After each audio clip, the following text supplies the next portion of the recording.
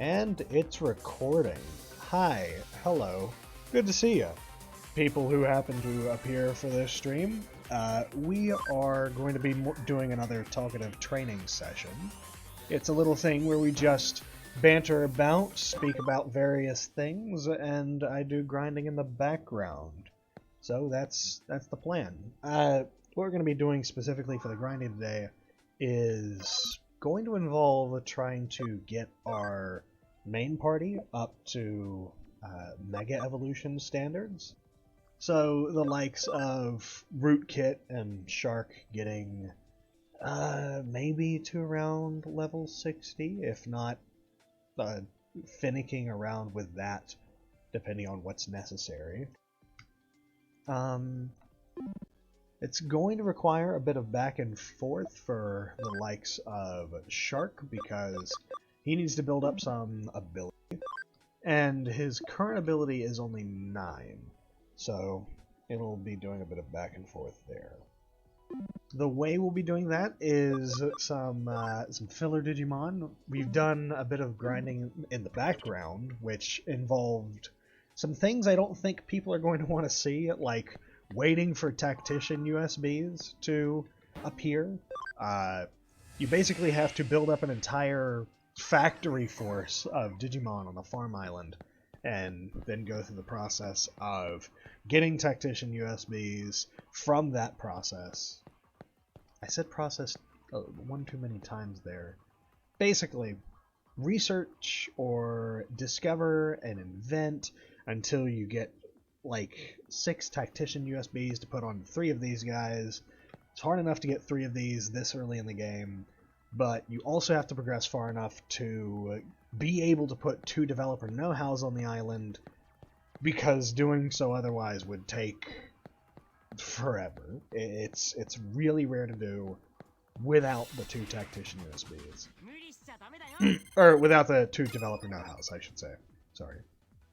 But I'm going to put this on auto mode real quick, and I'm going to show you the results of the XP we can get from a single battle, which will put into perspective how quickly we're able to actually get some of this stuff.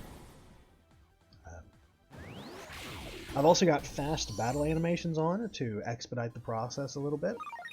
Yeah, 3,000 for a single battle against 2 rookie level Digimon. It's pretty solid. The main things that we're going to be trying to up for Rootkit and Shark's Digivolution is going to be ability and stats. Stats are just good for literally everything, because that's how they determine, fight stuff and all that good.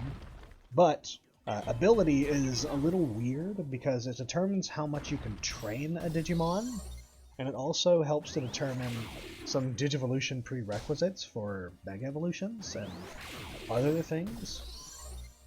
So, it's important, but it's not like impact your stats important, which is what makes it a little weird. But we'll try and get that as high as we can. This is going to be a bit of a process, so, got the evening ahead of us. Besides that, and on the topic of various other stream stuff, this Monday was supposed to be a Minecraft Digimon mod thing, but I decided not to stream that day because the schedule for that was intended to be very loose. I didn't feel like it was going to be a super big mainstay, just kind of something to fill the void for the space in between Digimon, but my friends on the Digimon. But we have this, which is on topic with the main series, and it's another option. Plus, something about that series is, I think the first episode of it got super popular for some reason, at least for me, because the highest video I had beforehand was like maybe 120 views. This thing shot up to around 400 views in like 4 days. it was the most I had gotten ever. And that made me really interested in continuing the series. But then the next VOD or two on that subject didn't really go anywhere, and that made me realize I think I just lucked out. I don't think it was super attractive, but the people that did end up seeing it were very encouraging in the comments, which, you know, made me want to do more. But I think it was a luck thing, meaning that any of my particular videos could luck out, and you know, I think I just have to keep consistent with what I post up, and that should be good. I know that YouTube rewards short, frequent, and snappy content, but usually the things that I put up are meant for, you know, listening in the background. Not really paying too much attention to, just kind of filling the void. And that's the kind of content that I like for music and podcasts and stuff. So I figure, hey, if there is at least one person who's in the market for that kind of thing, maybe there is more than one person who's in the market for that kind of thing. But that was the intention for the Minecraft series, just filling the void between the main Digimon stuff. But I have an alternative that I can do with that, which is on topic, and I'll probably do that whenever I get the chance. Besides my intentions for the Digimon series, I suppose I want to talk about my intentions for the channel. Initially, the channel was made for the sake of advertisement, an opportunity to talk about the sorts of stuff that I make. I work on writing, I work on little RPG things, and this was just an avenue for me to be able to put my work out there. And at the end of the day, advertising for yourself is really about connections and chance.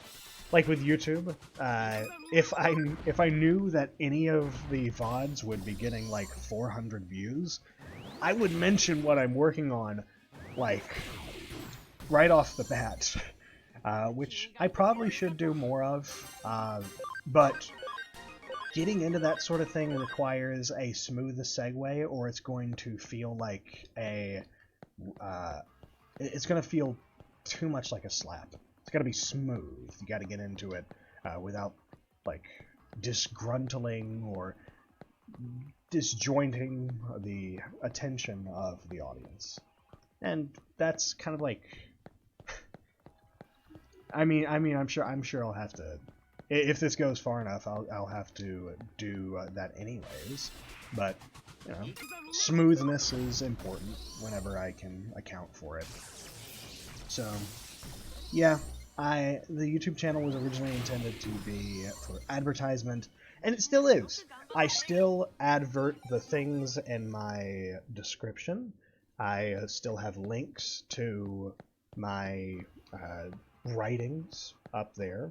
So if anyone happens to look at that stuff, that's great. And hopefully share it around to see what sorts of things other people might want to see from me. The sort of stuff that I do work on, my first release is a bestiary, which kind of goes over a faint lore synopsis and a bunch of other details to kind of get people into the setting, but ultimately is just a way for me to introduce a bunch of strange beasties and other things to the audience, and perhaps inspire creations inside of other people's TTRPGs and whatever. Like, more than actually, like, cementing a story in the zeitgeist of humanity, I'm interested in getting people inspired to make their own things. Where the bestiary originally came from was through that kind of process, because it started a couple of years ago when I first got into, like, D&D and tabletop stuff. it was with a Discord group. I was invited by a friend from a gaming group in Team Fortress 2. And once I got in, I got hooked on that really early. The group at the time was a little toxic, and that's bound to happen with any particular friend group. Given enough time and enough people and enough strangers in one place, you'll either make friends or make enemies, and starting off, it was kind of turbulent, but it didn't throw me off from D&D stuff. It, more than anything, kept me wanting to make things out of defiance. So, for this setting, I made various monsters. I tried to work in strange creatures and things that could be used for encounters. And that turned out to be a great exercise for my creativity. So that ended up blooming into like hundreds of short monster entries to use for the series. But when the original, like, I guess, what's the word? I'm gonna say the progenitor. The progenitor of all that stuff was, I'm gonna say, we ended up having to like leave them in the past because they were doing a weird little power thing and putting someone irresponsible in charge of the friend group, and we decided, fuck that. We're not gonna put up with that. We're just gonna go, and so we did. So when that was over, there was like a whole lore rewrite, but me and another friend picked that up and worked on maintaining it. And that has gone from just a bestiary in a very high fantasy world to like full decked out, dripped out lore for gods and conception of reality and a bunch of other stuff, and it's something that I have enjoyed building for my friends for the past couple of years, and I want to try and release that to a public audience. So the bestiary was a way of me doing that. But following up Volume 1, the bestiary, I went a hit with Volume 2, which is an actual set of stories inside of the setting itself. The goal is to have it be a literary RPG in the sense that besides telling a story, there are also little mechanic-y things mentioned in the formatting of the writing, like the concept of levels in a meta sense, and the idea of matching stats to determine an outcome, rather than predetermining what those results should be. So, as you go, there's kind of a sense of chance, a sense of uncertainty that, you know, the protagonist will succeed in every outcome. And I think the randomness of that is something I want to maintain with the setting. It's called Eartha. It's a very on-the-nose name of, oh, that's literally called Earth. Haha, very funny. But the name of the world was never a huge concern. Like, terra firma. Terra firma is just the name of Earth in a very, like, broad sense of the word. Gaia, Terra, and a bunch of other stuff. And people use that as their name for a series, so Eartha isn't so bad. But I think the broader name is Adventures in Eartha. And yeah, I'm not gonna get hung up on the name for too long, since the name matters little compared to the actual lore of it all. And I could deep dive into that for an unprecedented amount of time, which, you know, I might have the time to if we're gonna be doing this. But yeah, my goal for it all was to inspire people to make their own things for D&D and to have fun with it, and to, you know, even rip some of the ideas that I've got going on, because I just want people to make more things. Get creative with it. I've always thought that the idea of originality being dead is kind of silly, because if you go far enough back, yes, originality is technically impossible to achieve because someone somewhere has already thought of something similar to what you're doing. But it's not about that. It's about putting your own little personalized twist on concepts that have already existed, because you might be able to come up with a completely original concept, or you might be able to turn a concept that's already there into something new. And us remixing into these new forms, that's originality. That's what it is. And anytime anyone tells you originality is dead, just is trying to be a buzzkill to your creative streak. Fucking ignore them. Make what you think. In fact, even if you know that what you're making isn't original, make it anyways, because it could just be fun for you to do. And that's what matters at the end of the day. Having a little bit of fun in this turbulent little world of ours. Anyways, I've gone on a little bit about the channel and about what I want to make. If you guys are curious about that, take a peek at the description for some of the utilities that I use to make Vods, and for the actual link to the bestiary that I made. But we got two other people here. We got your boy Menace, who plays Shark, and you've got Eric Yera, who plays Rootkit. So feel free to say hello, you two, if you wanna.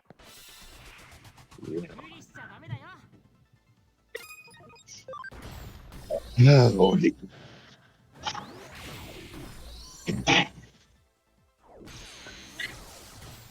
Both of them are. Howdy. Oh, sorry. You're good. Howdy, guys.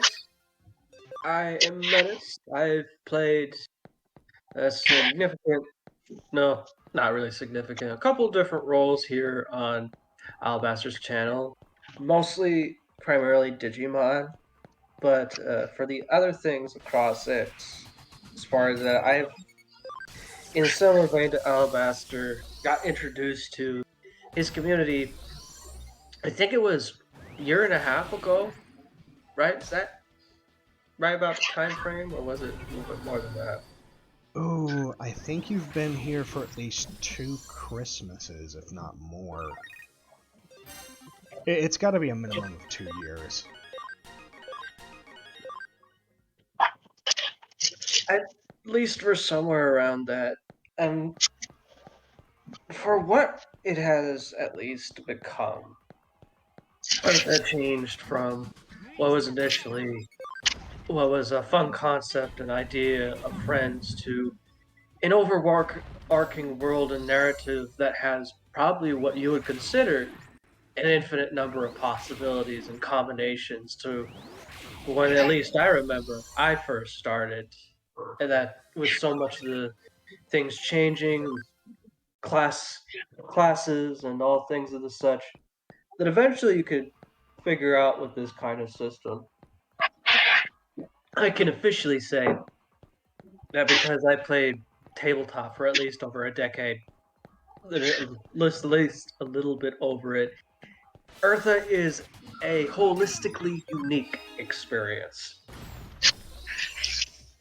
Like, the original goal of it was to homebrew something outside of D&D, because I was working out of spite to try and maintain some sort of originality for the setting itself and all that good stuff. And because of that, it came to be like, oh, if D&D did a thing, I would try and do something different.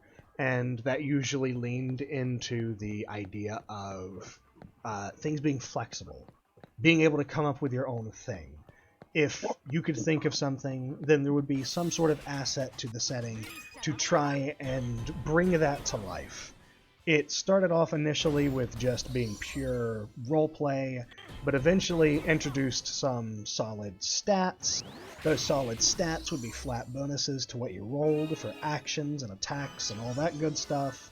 And then that expanded into filling out niches so that not everyone could do everything, and that forced players to work together in a kind of homogenous tag team.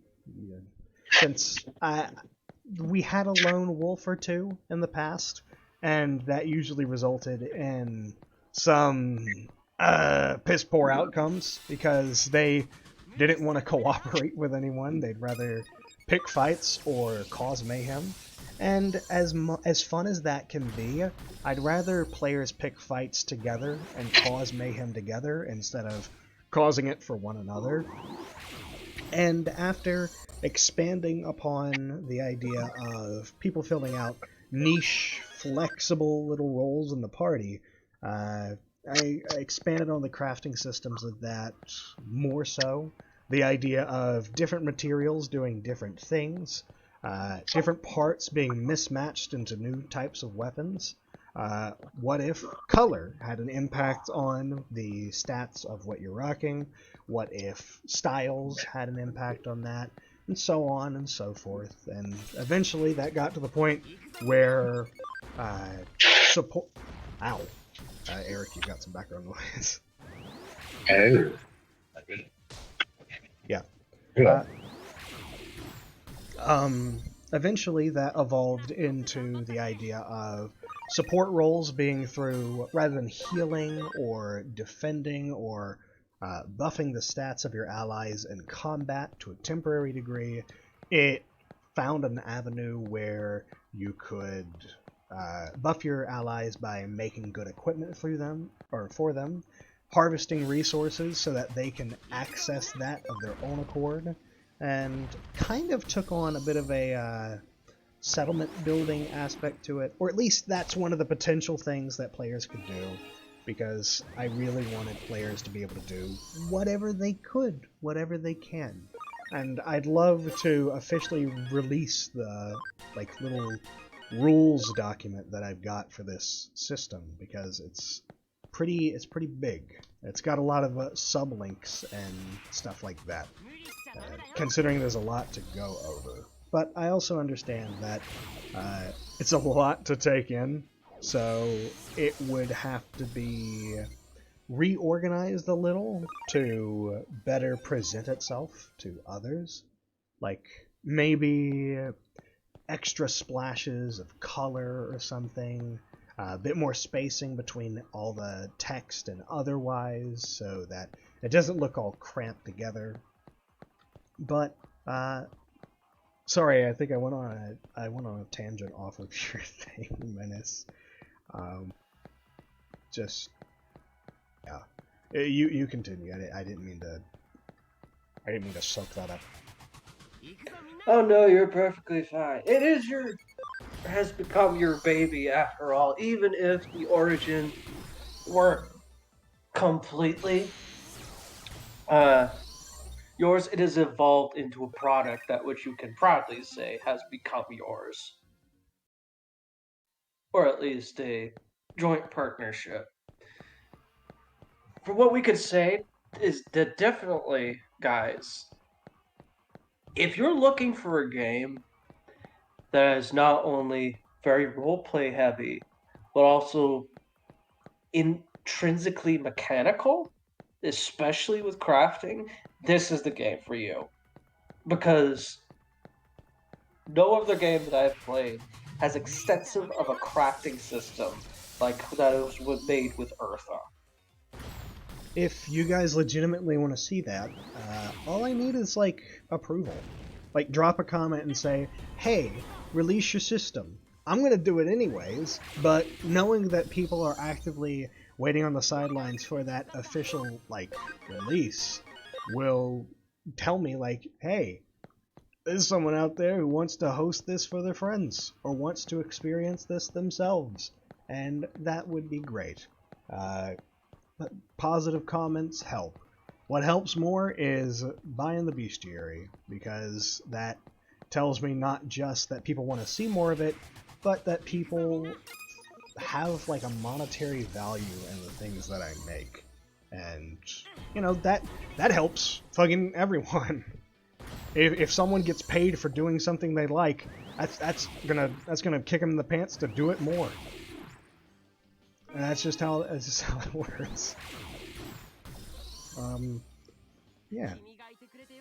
And I feel like Yeah, the series didn't originally come to being just because of me, but by this point I've rewritten so much of the lore that it's incomparable to what it originally started as.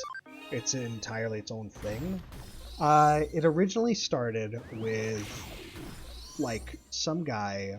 I'm not going to give a specific name, but if they were to ever listen to this, they know who they are. Some guy who started it all off because he wanted to kind of show off his character, show off his lore, and help build on that. Then one of his friends I got really close to in terms of actual friendship.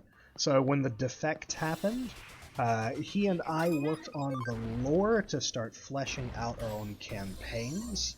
Eventually, he got busy with other life stuff, such as romantic relationship and trying to better himself in terms of his profession, his education, all that good stuff. So it was just left to me to work on, and I tried taking some other people in terms of actively helping me write. But eventually it got to the point where there were some problems with some people.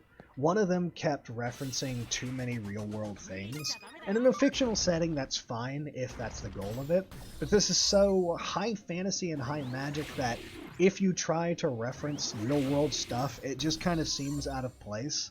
And it gets even more out of place when you take actual real-world things and somehow find a way to slip it into the setting. It gets hard to, like, differentiate from reality, and at that point, just do historical. Just do like a history RP. Just go play Gmod, Gmon. Yep. Just play Gmod if you're looking for like a historical RP thing. Another person was kind of similar to this in the sense that they would take ideas that are already existent, and I think that's fine if you're able to put a twist on it, but that there wasn't very much compromise when it came to what was produced. The one conversation we did have compromise on didn't really go anywhere, it just kind of turned into a fight.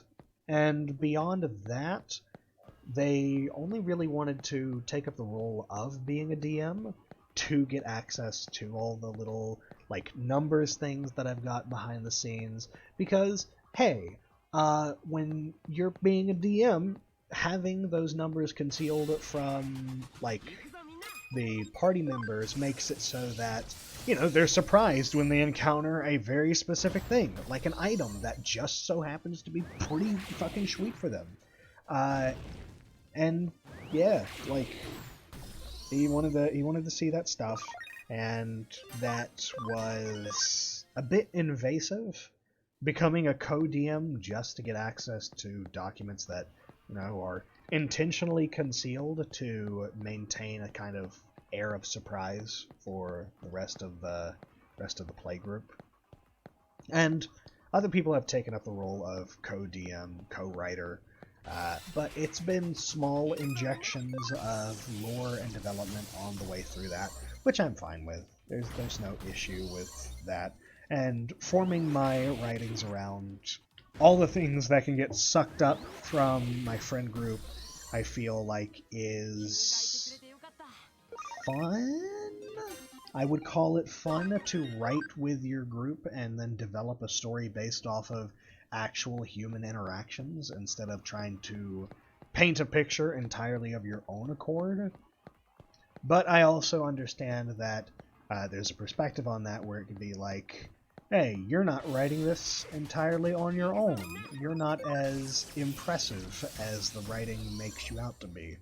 And I guess that's kind of true. What do you two think? Minas and Eric?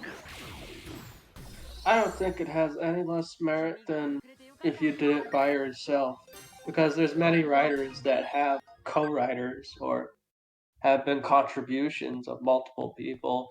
So just because someone doesn't do it by themselves or entirely by themselves doesn't have any less merit than what your contribution is to it. I mean, anyone who ever did any sort of research to verify, clarify, or get an idea for something. It's like, all right, well, someone wrote that thing you researched, so whatever. And ghostwriters are a thing. A lot of the time, when a ghostwriter is involved in a work, they aren't even really credited. At least I'm doing better than that by giving credit to the actual people who helped me. Like, if someone wanted to, I could slap their name on the cover of a thing. In fact, I think in the bestiary, I actually had a little section where it listed off the names of specific, like, assistants in the writing, right? I think. Yeah. So, giving credit where credit is due, if you do have help in the process of that, I feel like is important. Credit your artists, credit your assistants. I don't know. I don't know why I even need to say that. That should just be like a thing that people do. But sometimes people don't, and they get away with it. The problem is that a lot of people.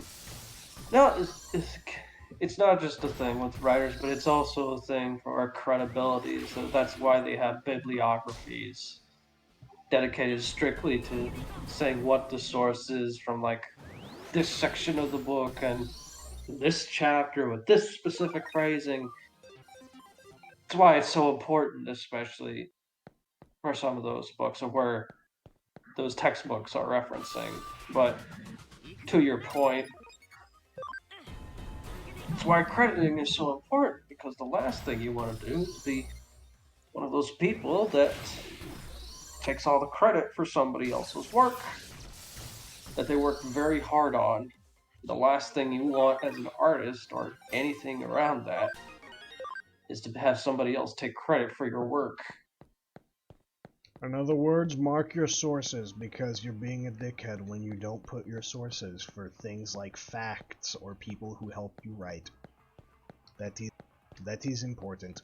That is important. But on that topic of, I guess, writing, on the topic of co-writing and stuff like that. Yeah.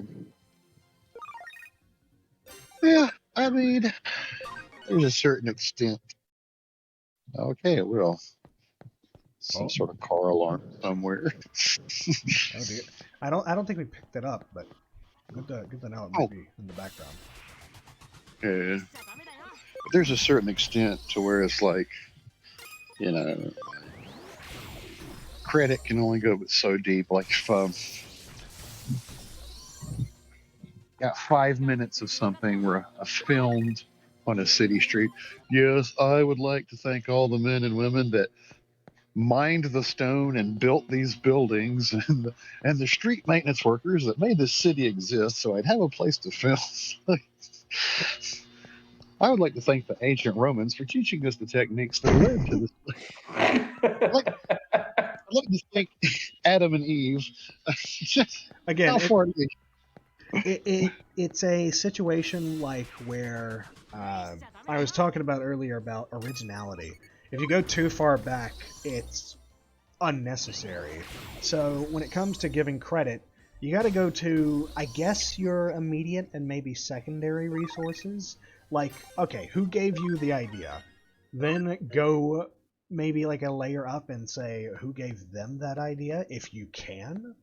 But beyond that, having at least one layer is a way to set up the cookie trail of anyone who actually wants to dive into, like, how did this thing get made?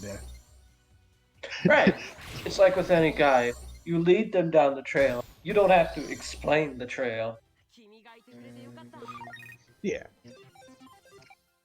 Excuse me. This is a retelling of the remake of the movie that was inspired by the work that was interpreted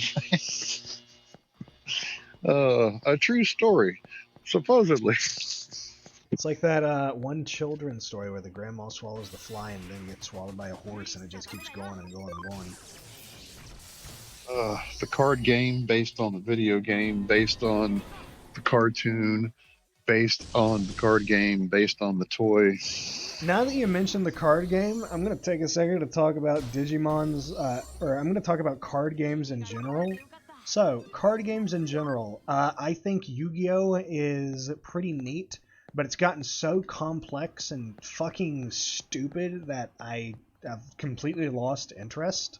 Like, card art, monster designs are cool, but how many Blue Eyes White Dragons do we need that can just fucking auto win you the game if you get them on the field?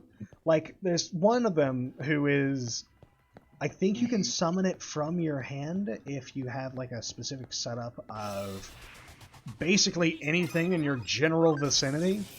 And Oh, it's not even from hand anymore. Some of them could do it from the deck. God damn. Some of them can even mill it to where that you can just discard it and then it just comes to your hand. And I think this specific Blue Eyes White Dragon is unable to be destroyed by monsters and the effects of other cards, and it is able to attack past the monsters that you have set up. So, you know, I'm so fucking over Yu-Gi-Oh! But a card game that I was absolutely huge-brained on since I was little was the Digimon card game. I've been a huge fan of Digimon for a very long time, and on a couple of occasions I bought the original sets of cards, but I think those have all been lost to time due to my neglectful ability to take care of rare artifacts at the time. And I've officially gotten to a point where I know keep a thing on a shelf or keep a thing in a box instead of losing track of it. But at the time, I just lost track of the cards and kept asking for more, and it just freaking got all over the place. But in recent years, or recent year, I've started collecting again, and I've got a proper, like, sheet of card slots that I put things in. I've put all my Yu-Gi-Oh cards in one half of the book, and in the front half I've got like a whole cast of Digimon cards. And in collecting them, I've learned like one thing, and that is the Digimon card game as it is now is very...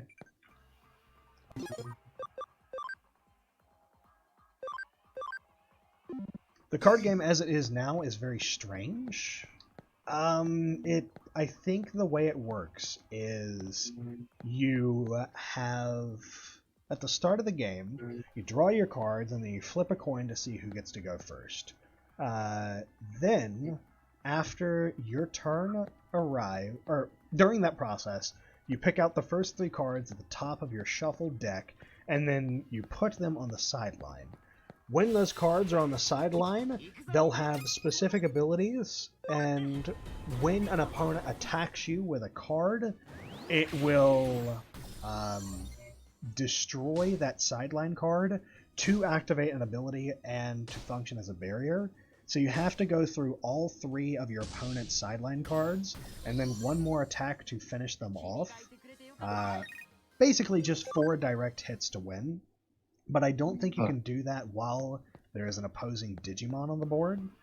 To get Digimon on the board, on your turn, you have like a hatching phase where you can draw from like a little baby deck that you've got on the sideline, and then you can put them in this back line where you are able to slowly progress them up to a specific form, and then after you've gotten them to the form you want, you can move that to the front line, and they function as an attacker on your turn, or a guard to attacks on the next turn. And your goal is basically to, just beat your opponent. The way to limit your play of cards is, I believe you can only do like 1 or 2 things with the hatchery field per turn. But on the front line, I think you can do more than that, and it's only determined by this kind of like center area.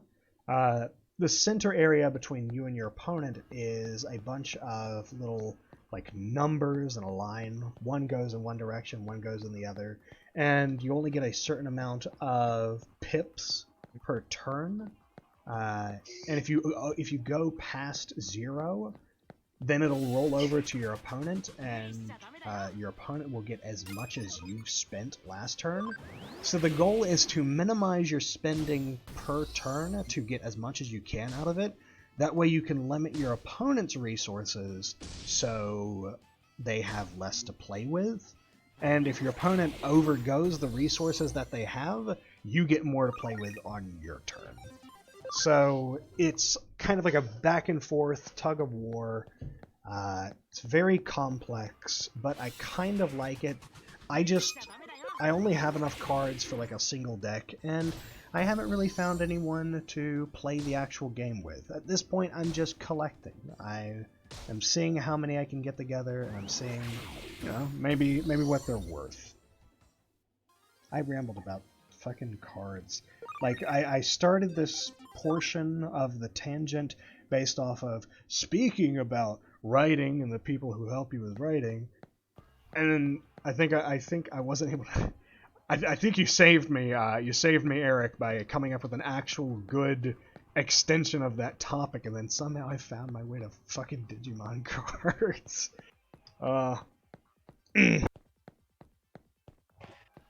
It's definitely one of those things you see that it's just a product of the age we're living in now. That with everything becoming digitized, that card games in person are starting to slowly become things of the past. I like that you use the phrase digitize, because it's, absolutely in character with Digimon, but, yeah, things are becoming more online. I wish that there was, more online translations of things like card games. Or there was a specific conversation that I had with Menace where we were talking about the idea of Warhammer figurines and the utter amount of money that you have to spend to even be able to join it competitively, and the amount of effort that you have to put into making sure that your models are primed and ready for play. And I'm like, god damn, why not just do an online version of that where you maybe not spend like real life money, or maybe do spend some real life money, but the game itself would be free, and there would be like a base set of things that are free so that you could just play by default. And whenever you got like a unit to add to your collection, the unit would be colorless and have no like additional features, but then you could select the colors, and then the colors would be cast over certain parts of the model, and then eventually you'd have your whole thing together. You could assemble a team and then fight other people online, and that would get people into the actual Warhammer stuff, or spend money on this game to build up a collection of like figures or models and units that are only available if you actually pay for the game. I'm not sure. Well, I guess I would say there's two franchises, I'll call them, I put the most money into in terms of games, and that is the genius move of Game Freak and Nintendo with the Pokemon thing. Like, man, make me buy the same game 22 times and go through 4 systems. Brilliant. And that's only because I stopped at a certain point. It would be twice that. I kept on. And then the other is the only card game I ever really played, Magic the Gathering. And I think it was 4th or 5th edition by the time I kind of stopped on that too. But yeah, I poured monies into both of those. Yeah, Pokemon is very, very funny. I'm gonna call Pokemon very funny. Constant releases of basically the same game, and now that they've gotten to the point of Pokemon, I think it was Scarlet and Violet, or at least Sword and Shield, not only could they release the 2 Pokemon games, but then they could release 1 or 2 DLCs or passes for the game that you would also have to buy. giving us another version of the game that you can buy. Yeah. Oh, But as much as I love video games, always have, always will. I was born in the height of physical tabletop, and more than cards, more than video games, I love RPG. And then what we've done here, what you've done, is besides straight up from the ground RPGs, also translated card games and video games into our little RPG experiments. So TTRPG and TTRPG style, that's what I love the best. And when the internet became standard fare for the world, it's like, oh, RPG all the time now. Oh, have something for every day with a different friend group all ready to go, able to do some sort of RP. That would, and that's just with the internet. Since these real-time global group, not only text, not only voice, but if you want FaceTime programs like TeamSpeak and Discord and stuff like that came around, it's like you don't have to ever not be in RPG groups somewhere. yeah, you could always be equipped with some group to be able to do an RP thing with, and that's great for creative training, writing, and all that stuff. And I have noticed that I fly a similar banner through almost any RPG I do, and that it, well, two banners really. One is healing support. I like being a healer. I like being the supporter. And the other is be the waifu. Yeah, role-playing games are an opportunity to be something you're not, to be a different person than who you are in real life, and I've taken that very seriously in the sense of, well, like, things in RP should be possible, or things that happen in a role-playing setting or a fantasy setting should be fantastical.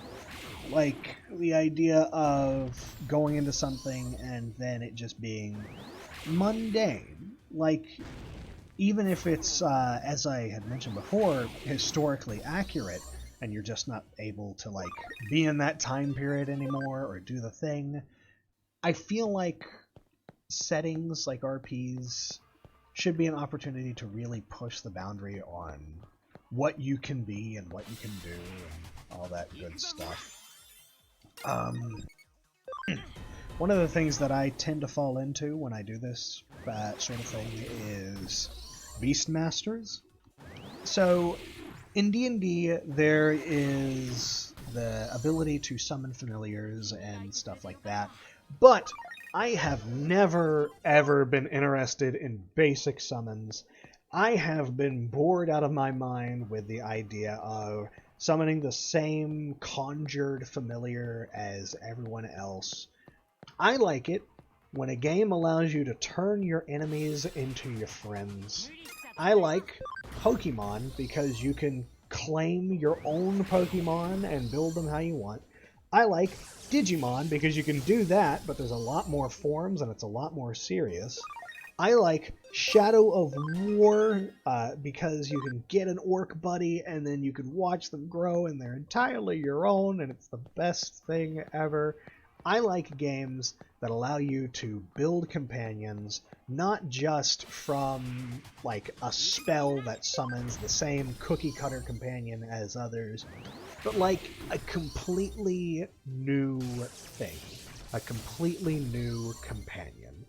I want more games where you can make allies like that, and it's one of the things that I have deeply considered when doing this system, when making this system for Eartha.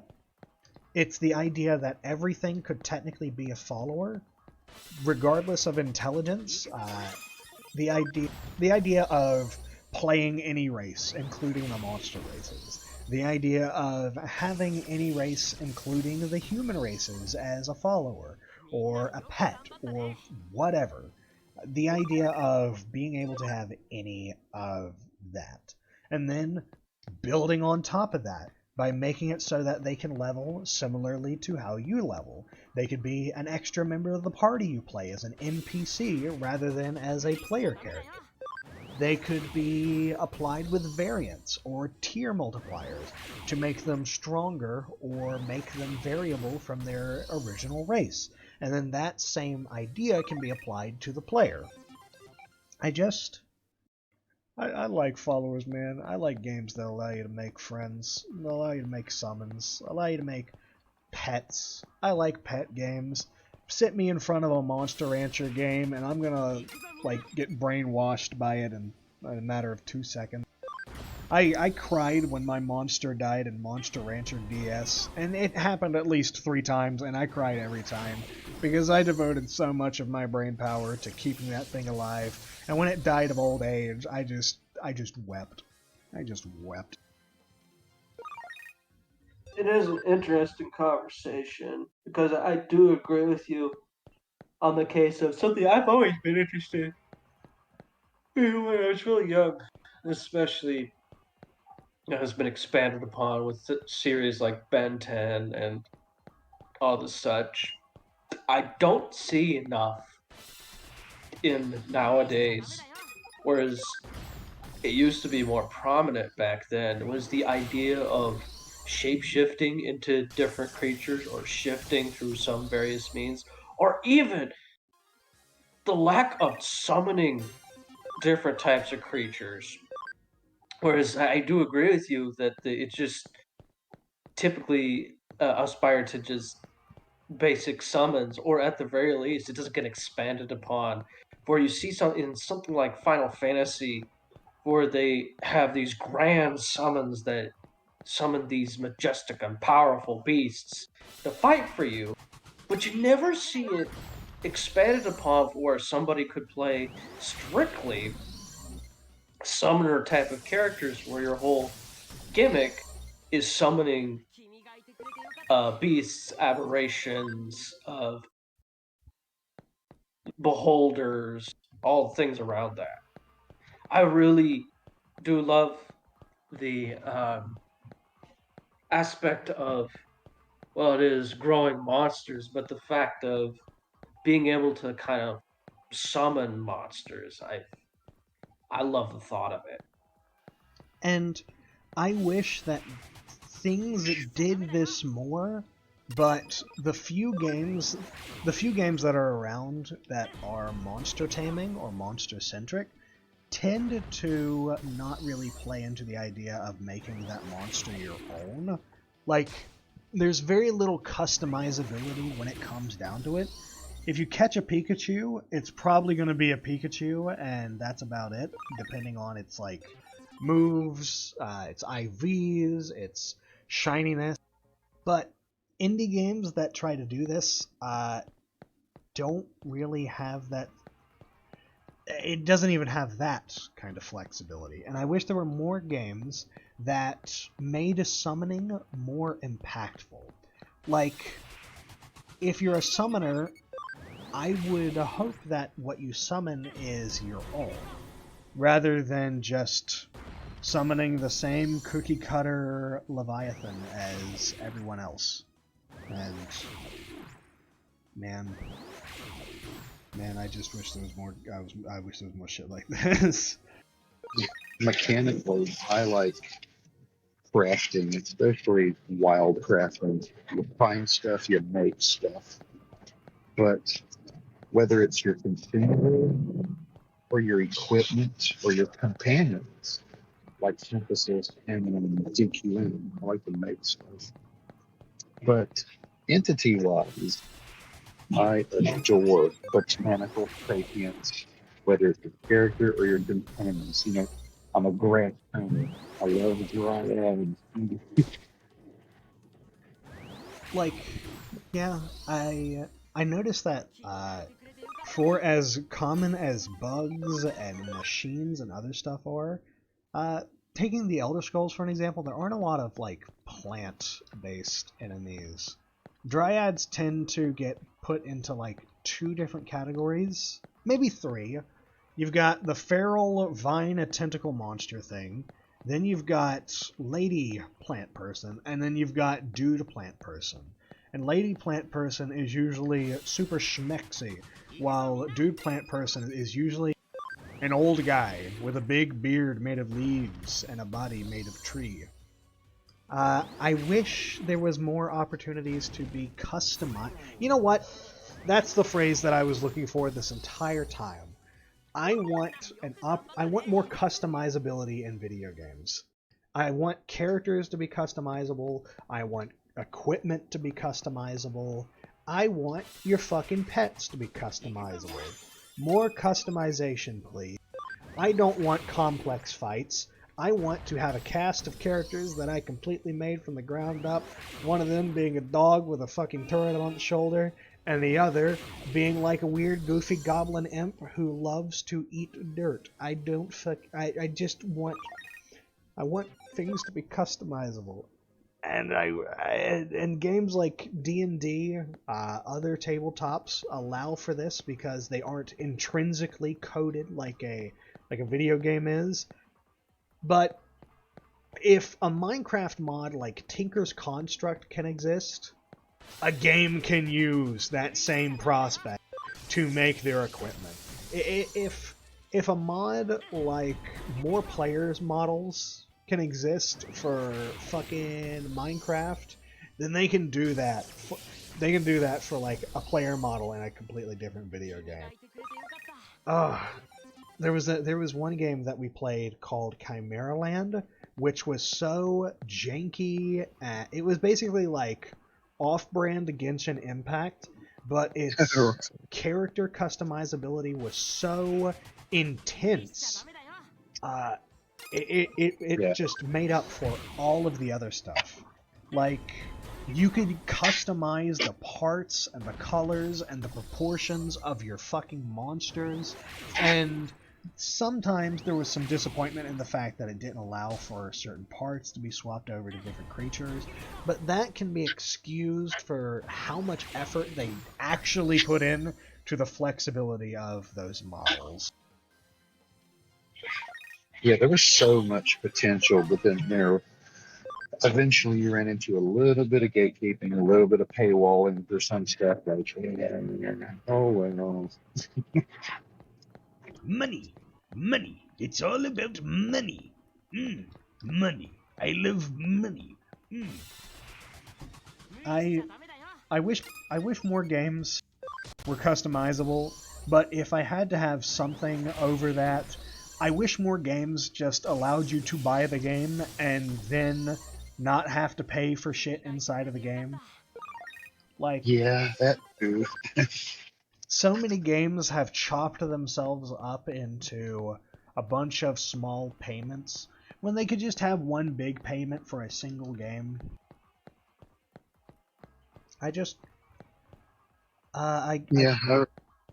remember the good old days of just buying the damn games. Even if it was a little overpriced, at least you'd get it all together. But I suppose on top of that, kind of conjoining the ideas together, I want a game that is that focuses on customization and followers, that is just paying for it once and not having to pay for anything else in that. Just make the game all together, even if it's like a pre-order situation where you order the game super early on and watch it develop and grow out from that. That's fun. That's fun to see sometimes. I'm very single player focused. Like, I love playing games with my friends, but oftentimes I'll just focus on a single player experience. And I guess that helps followers coming into play for a single player experience makes sense to kind of supplement that missing aspect of other players. And then customizability could play on top of that to make every little experience just kind of pop, I guess. I don't know. I'm rambling hardcore. I would like to see a little bit more freeform and customizability, but I understand that is much more difficult and complicated to achieve with coded electronic video games. That's why the TCRPG format is so much more flavorful. You can do it on the spot. Yeah. So, I suppose falling back to the idea of TTRPGs, when I originally made The Adventures of Eartha, it was intended to be a lot of the things that D&D wasn't, in the sense of having a flexible class rather than a specific class, where as you developed, instead of going down a specific path, you just slowly adopted more and more talents and things you can do. It focused on the ability to fill out your own niche in a party in a very fluid method. That was my goal with it. And man, one of the things that pissed me off about D&D is there's no like concrete follower situation. I can't tame an owlbear. I can't convince a red dragon to be my buddy. Like, whenever someone tries to do something like that, it's usually a game ender, because you either scale the enemy down to fit, or maintain the scale of your chosen enemy, and then have that be too powerful for standard enemies to face. Or the DM allows for that power to be maintained, and then throws even harder challenges that are centric around scaling to a red dragon, helping the party consistently, and it's a mess, because D&D is not made to allow you to befriend things. It's not made to construct a group of followers.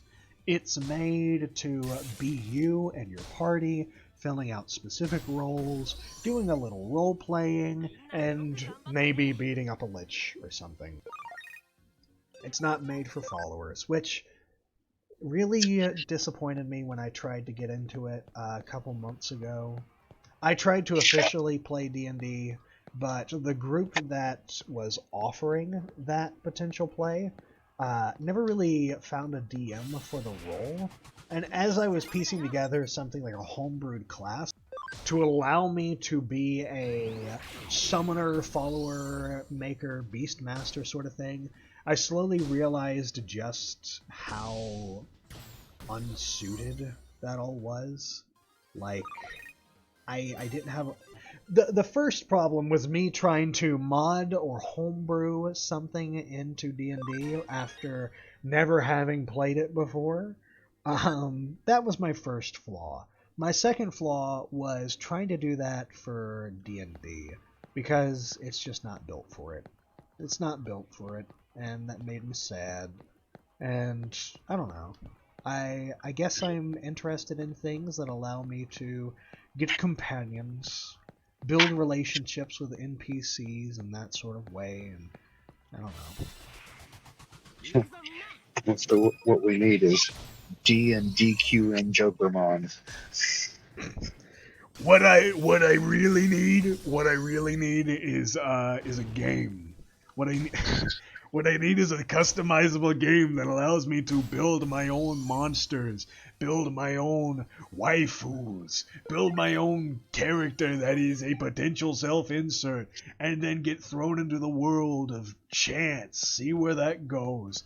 I'm basically describing RimWorld. I'm describing RimWorld, I'm describing corruption of champions. We know people can do it. Look at the modding community. They are writing code. They are creating entire games. The Roblox even exists. But I want to see more. I want to see it come to the mainstream. I want to see the mainstream come it. I want to see it become it. I want to see it be a thing that we care about more for. But I'm like one of the only 5 people who care about a customizable follower simulator. I'm like one of the only people who care about that. I know like I know most of the friend group does, but Although if that becomes more popular, customizable followers, well, we've seen the Skyrim modding community. It's all going to be X-rated. and you know, if that's what develops out of it, sure. But there should be the tools to allow for everything, anything. Yeah. If it just so happens to be very porny, that's just the community doing it. It's just the community. Yeah, more customization. Man, something I thought of a very long time ago, and I don't know if I like discussed it when I was streaming TF2 things, but one of the things that I thought of back when I was a wee little man who first saw Shadow of War, I was like, holy moly, this is so cool. I love my orcish guys. But what if TF2, because I was very TF2 brained then, I'm very TF2 brained now. My thought is, what if there was a kind of branch off of TF2 where it was maybe like a single player game where it was you and then your team of bots versus an enemy team of bots, and it had a kind of Shadow of War randomizing the visuals and cosmetics of the NPC bots, and then instead of killing them for like a drop or an item that they might have, you could potentially spare them, or you could shame them, and then they'll come back either stronger or weaker, or you could recruit them to be on your team of bots. And I think it would be fucking sick having a version of TF2 where it might be single player, but you can like actually level your stat stuff. Cosmetics could have stats on them. Fucking equipment would be more flexible. I don't know. I could see someone forming a game using TF2's current items and current cosmetics, and then just having it so that you can slowly build up your own team for your fort into the 2, and that'd be neat. Something I tried to do a little while back was take the concept of fanon TF2 things and then turn that into a set of TTRPG rules. And the way I did it was basically it was a group of us, it was a group of the friends, and we all made characters based off of the classes, and there were a bunch of different faction teams that you could be a part of, but this ramshackled group of mercs who were either exiles or defects from their teams assembled together with the knowledge that they had, and they would go around fighting other teams, and whenever they would successfully defeat them, they would get to pick from the defeated team's items. Rather than restricting a class to a set of equipment, they could equip any item that they happen to get their hands on. Cosmetic-wise, it was faintly more limited than that, but all of the items and all of the hats would have their own little stat stuff. Then they would take those things back, either get them scrapped or use the winnings to upgrade those stats, and then set back out. And then on top of that, I also had a little system where they could do things like modify themselves. What if, in this hypothetical situation of TF2 building your own team of like AI mercenaries, you could do something like make one really big. slow, like a super tanky but slower scout. Harder to fit into small places, but great if you're looking to have someone rush them down. What if you could turn your bot boys into actual robots? Metal menaces, where they could be maybe healed by engineers instead of medics, or maybe even like temporarily upgraded. I thought that was a cool concept. What if this fan concept of freaks was introduced? And the idea of zombie mercenaries, which is official to the game, or the fanon idea of like mutants, like fucking I think there was one of them was called like Penis Cupcake or something. It was like an old creepy pasta for it. But there are better freaks like Christian Brutal Sniper and other stuff that appeared in Freak Fortress. I think that'd be pretty cool if you could make your own like freak bot to help you along. I wish I had the skill to be able to execute these ideas on my own, because I would. I would. I will turn Sandwich into a sentient follower. I will name him Beelzebub. Beelzebub, you are brought into existence. Oh. Yeah. Yeah. Super Schwick, man. Super Schwick. Super Schwick. Okay. For the condition of our party. Update on the condition of our party. Sorry. I think we need to get 2 more levels into Rootkit, and then they'll be good to go to their Mega Form, or one of their Mega Form. Then we'll get started on Shark. Shark is going to be a completely different beast, though. We are an hour and 12 minutes into this stream, and we haven't gotten through Rootkit yet. Okay. Yeah, it's gonna be a bit of a quest. I mean, we're training off of these little guys, so of course it's gonna be way harder. At least there is an automated process to this whenever you get into the fight. That much I can be thankful for.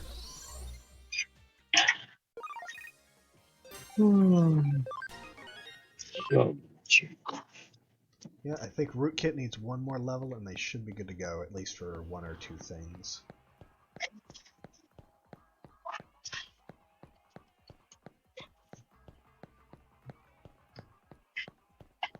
Besides the TF2 thing that I was able to translate into a set of roleplay rules for like an RP thing, or a, I guess, TTRPG thing?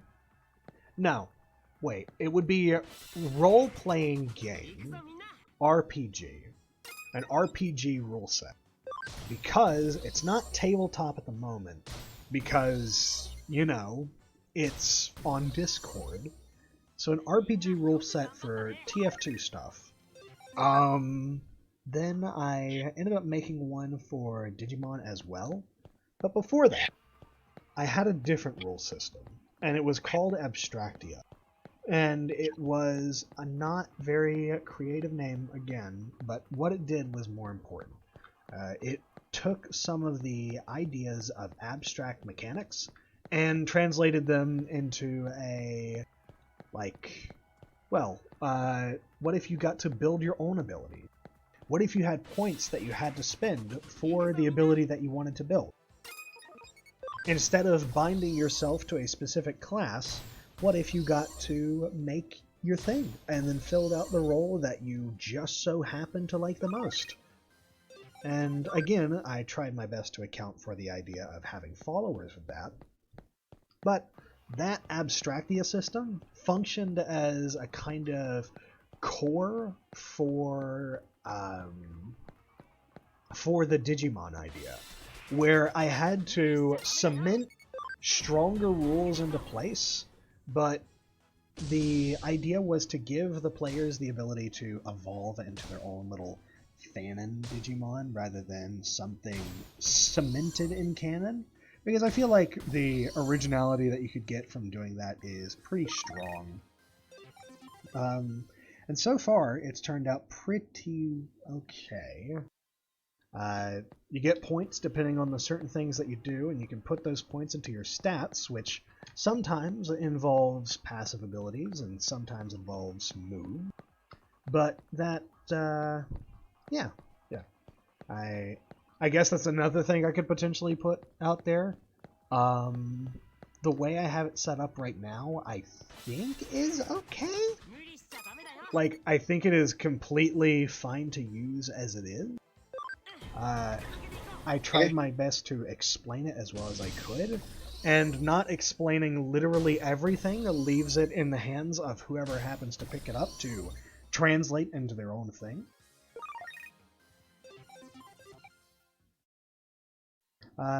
So, a funny thing about that is this same idea of Abstractia and then the Digimon idea that I had for an RPG originally came from something one of my friends did, which was an RPG based off of One Punch Man. And a lot of the ideas were like, what if you could build your own abilities? What if your stats were like this? And hoo-ha and stuff. And I'm like, well, this has gone on hiatus for a little bit. What if we were to take that idea of constructing your own abilities and then boiling that into its own system? What if the mechanic of ability construction became like the central focus of it all? That would be pretty neat, don't you think? And then I did the TF2 thing, and then I did Abstractia, and then I did the Digimon thing. And currently we've got running Adventures in Eartha and the Digimon RPG. And those are fun. The Eartha rules list is so in-depth, it's going to take me a while to get it put into a state where people can see it. But the rules list for the Digimon thing is actually ready to go if people wanna see how that looks. I'm sure there's a couple of things that I could add to it to help flesh out some stuff, but add to it. That's what they're supposed to do. that's true. It being a flexible, abstract system means that people can approach that however they wish. And that leaves it in the DM's hands to bend it and twist it and do whatever the fuck they want with it. Like, instead of just saying, like, releasing an RPG system, releasing an RPG backbone system. And I think that's what I'm going to end up doing with the Adventures of Eartha. Release its backbones and release its parts as effectively a guide for both the DM and the player to set up their own characters, their own materials, and their own monsters for their own setting. Again, that plays on my general love for inspiring people to make their own things. And I feel like that would be more effective to do. Also, I think Rootkit is ready. So, let's go back and take a look at what might be available to us. And also get Shark in the party to get ready for him. Yep. Like 80 minutes dedicated just to getting Root to where they needed to be. Oh yeah. Oh yeah. Rootkit has some fucking options. Solid options. You can't rush a lady. Oh boy, oh boy. Okay. As for Shark, we're gonna level him a little bit, and then we're gonna try degenerating him and go through that process. We need to get his ability up to 80, and that is going to be... God, no! Wizard! What? Shark. Shark gonna get buff. Yep, Shark's gonna get buff. Before I go in there, I should probably get the Gerben Bros fully healed. There we go. Back to the battlefield! Save it. Save it. I did just a second ago. Okay. I'll do it again. Save their healed state. That way I don't have to re-heal them if something tragic happens. Save those little frosty poo piles. They are tinfoil. They're tinfoil. I know they're called platinum, but I'm calling them tin. They're dookie. Yes, they dookie.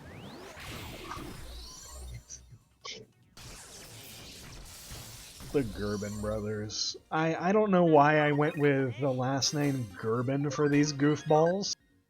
I just felt like it was appropriate. Maybe it's because they look like baby food. Maybe it's because Gerben. Yeah. They're going to pop. I don't know. It's a new from Gerber. Baby's first heavy metals. Lead, mercury. I love heavy metals in my baby food. They're gonna make me grow big and strong if I survive. Now, titanium with carrots. Delicious titanium. I think my train of thought was I wanted to come up with a goofy last name. They looked like baby food, and baby food is used for little tiny babies who are going to get stronger off of it. So they're going to make the little guy strong. This is what they do. Yeah. You're feeding the babies. They're getting delicious XP and then administering that to the babies. Usually by blowing up the babies, but you know.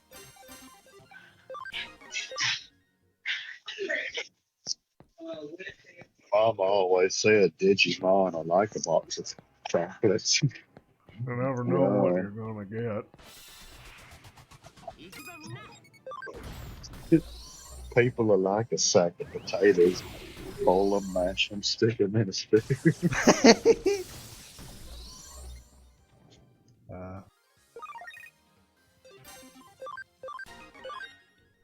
So I do know that Shark is eventually going to have to get degenerated to his prior form, but I'm trying to think when that would be a good time.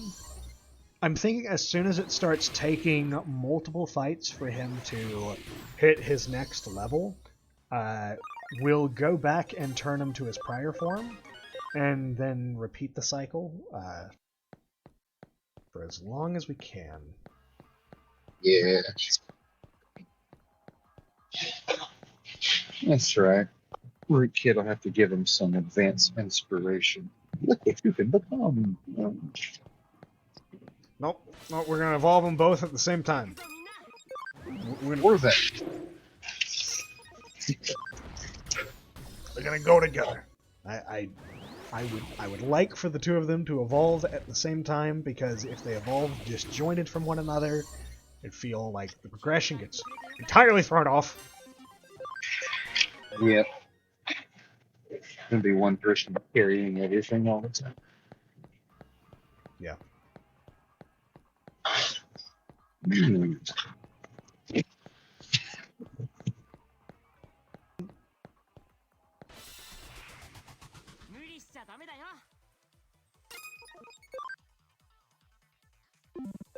Just took a moment to see who keeps pinging me.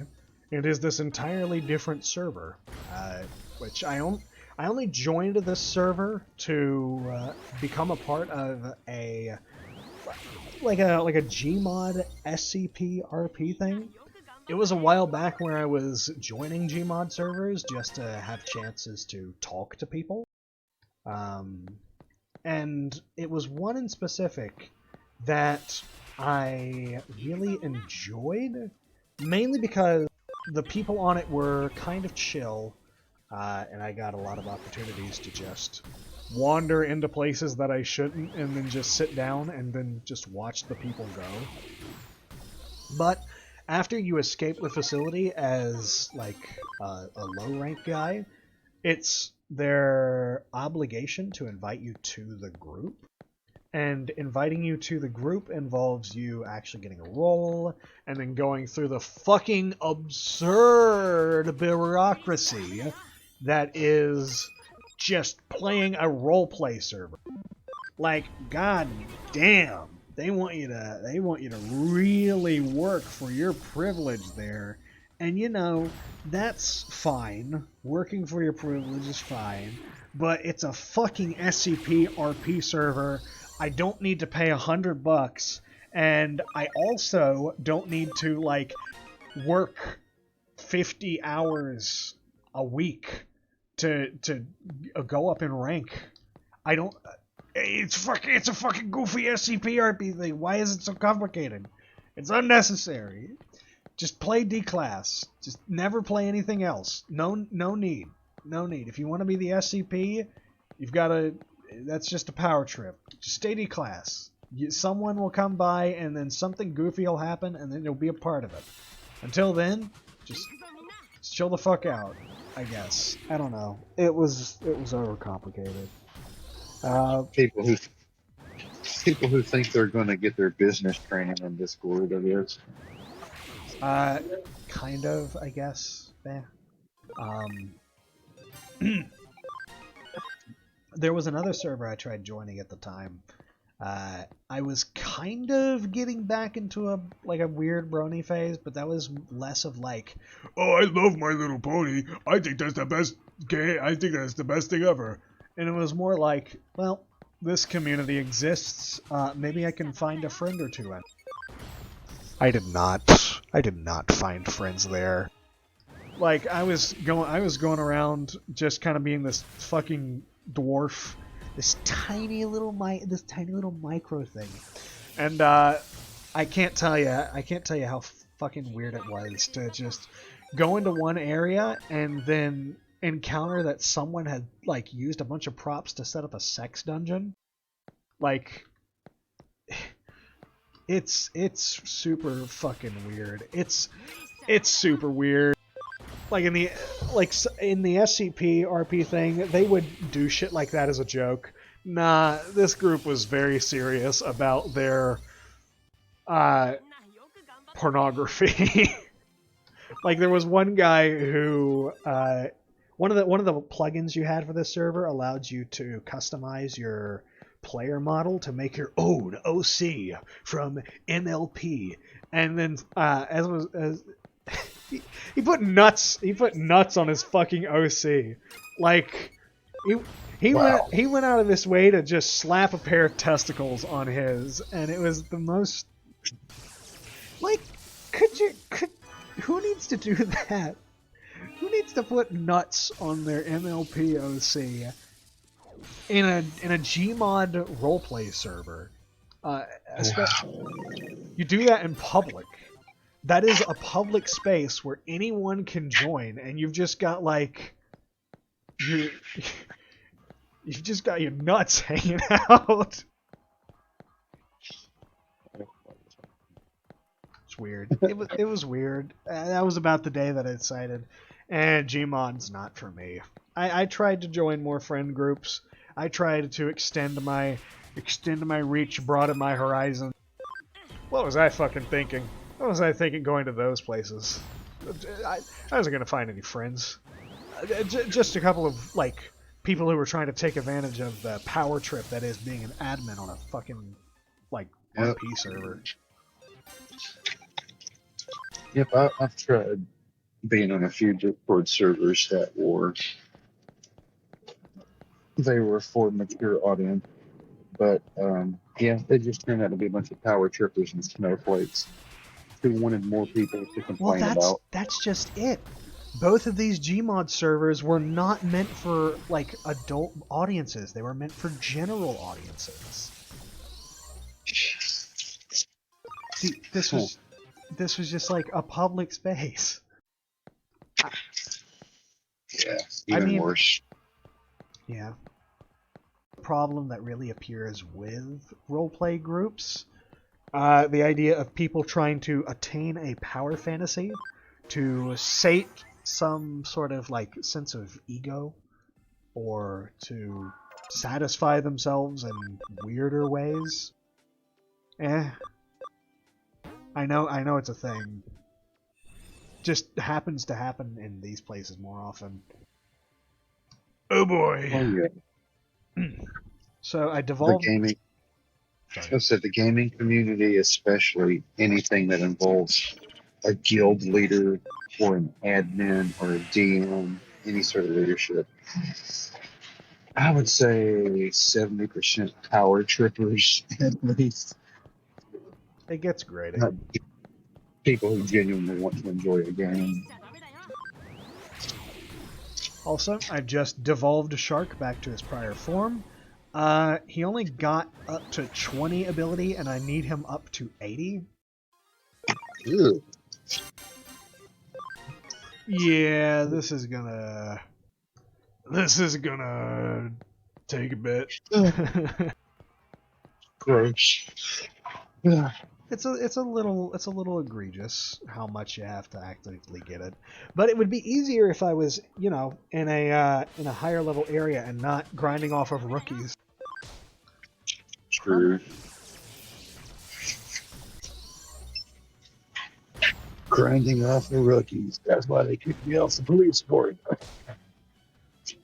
Ew. I'm pretty sure that someone in one of those Gmod servers that I went to would actively make a joke like that. Right.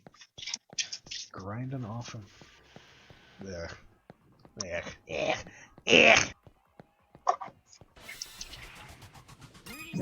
Come Christmas time, grinding off of cookies and pies and cakes.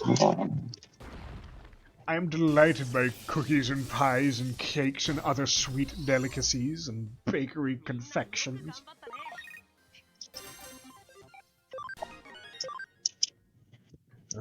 I think I am. I think I am going to try filling one round of. Whoa, my goodness!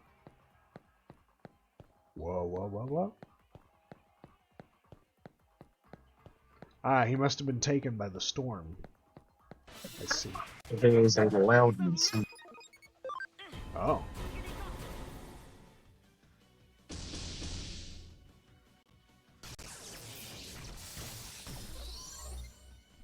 One more round, or a round of...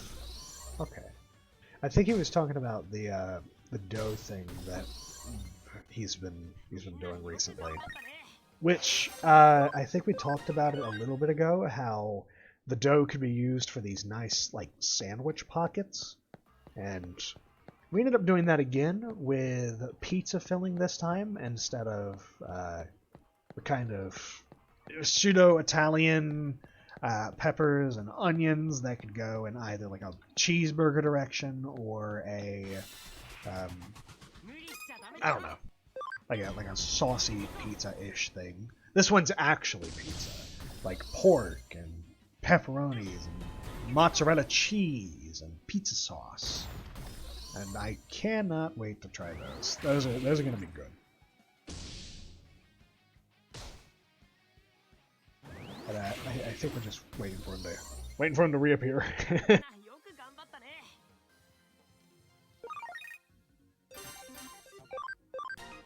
I wish there was a specific calculator to tell me how many times I'd have to go up and down with Sharky Boy, because I have a feeling it's gonna be ungodly. This is gonna take almost as long as rootkits, probably longer because of the back and forth we have to do. Then we have to get them up to level I think it's 65. I can just go back and check, but that would slow down the grinding process. And that is something we cannot afford, seeing as we are pressed for time. Not really, but like we've got all night. We've got all night. We can do this for all night. But in terms of things to talk about, that'll sprout up depending on, you know, who happens to appear, what happens to be said, things like that.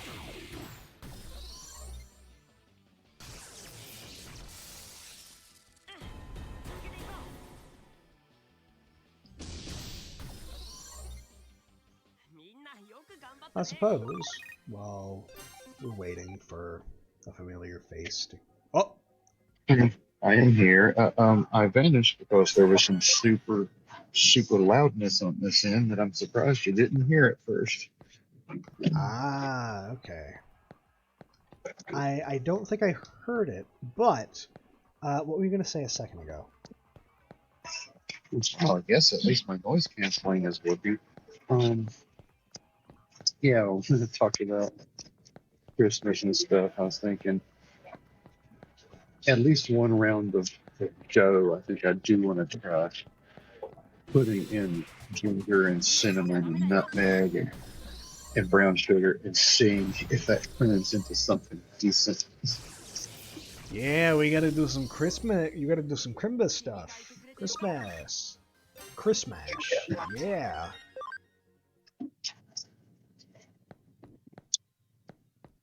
That'll be fun. I could probably knead M&Ms into it. Who knows?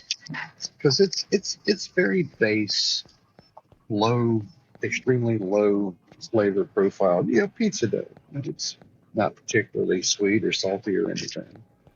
But I do want to see what kind of modifications I can do. How it could be bent in all sorts of ways.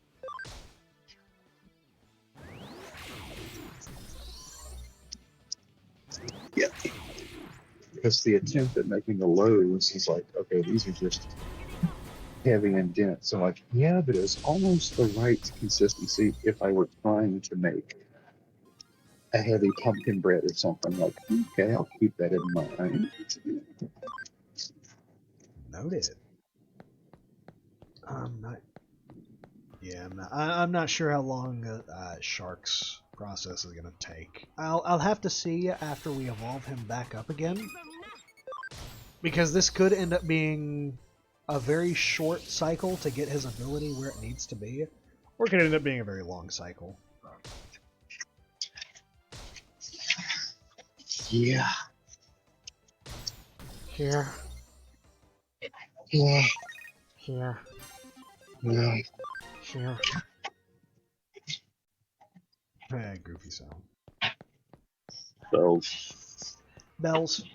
I love Neil Cicerega's work. Neil Cicerega, also known as the Lemon Demon, he's the one who makes a lot of goofy, I guess remixes is the word that I would use for it.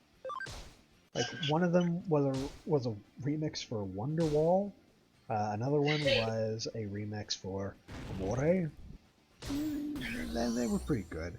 And then Lemon Demon's actual original works, like Touchtone Telephone and stuff like that, really good. And he comes from like a super, I'm gonna say ancient era of the internet called 2011. Wow. The ancient days of 2011, when I was but a lad of 10 years old. When YouTube had actual trailblazers. In the olden days, back where you could say a really bad joke, and then people would say, that's a bad joke, and move on with their lives. Back when you could talk about the angry mustache model and people would go, oh, history. Now people will call you... No, I'm not...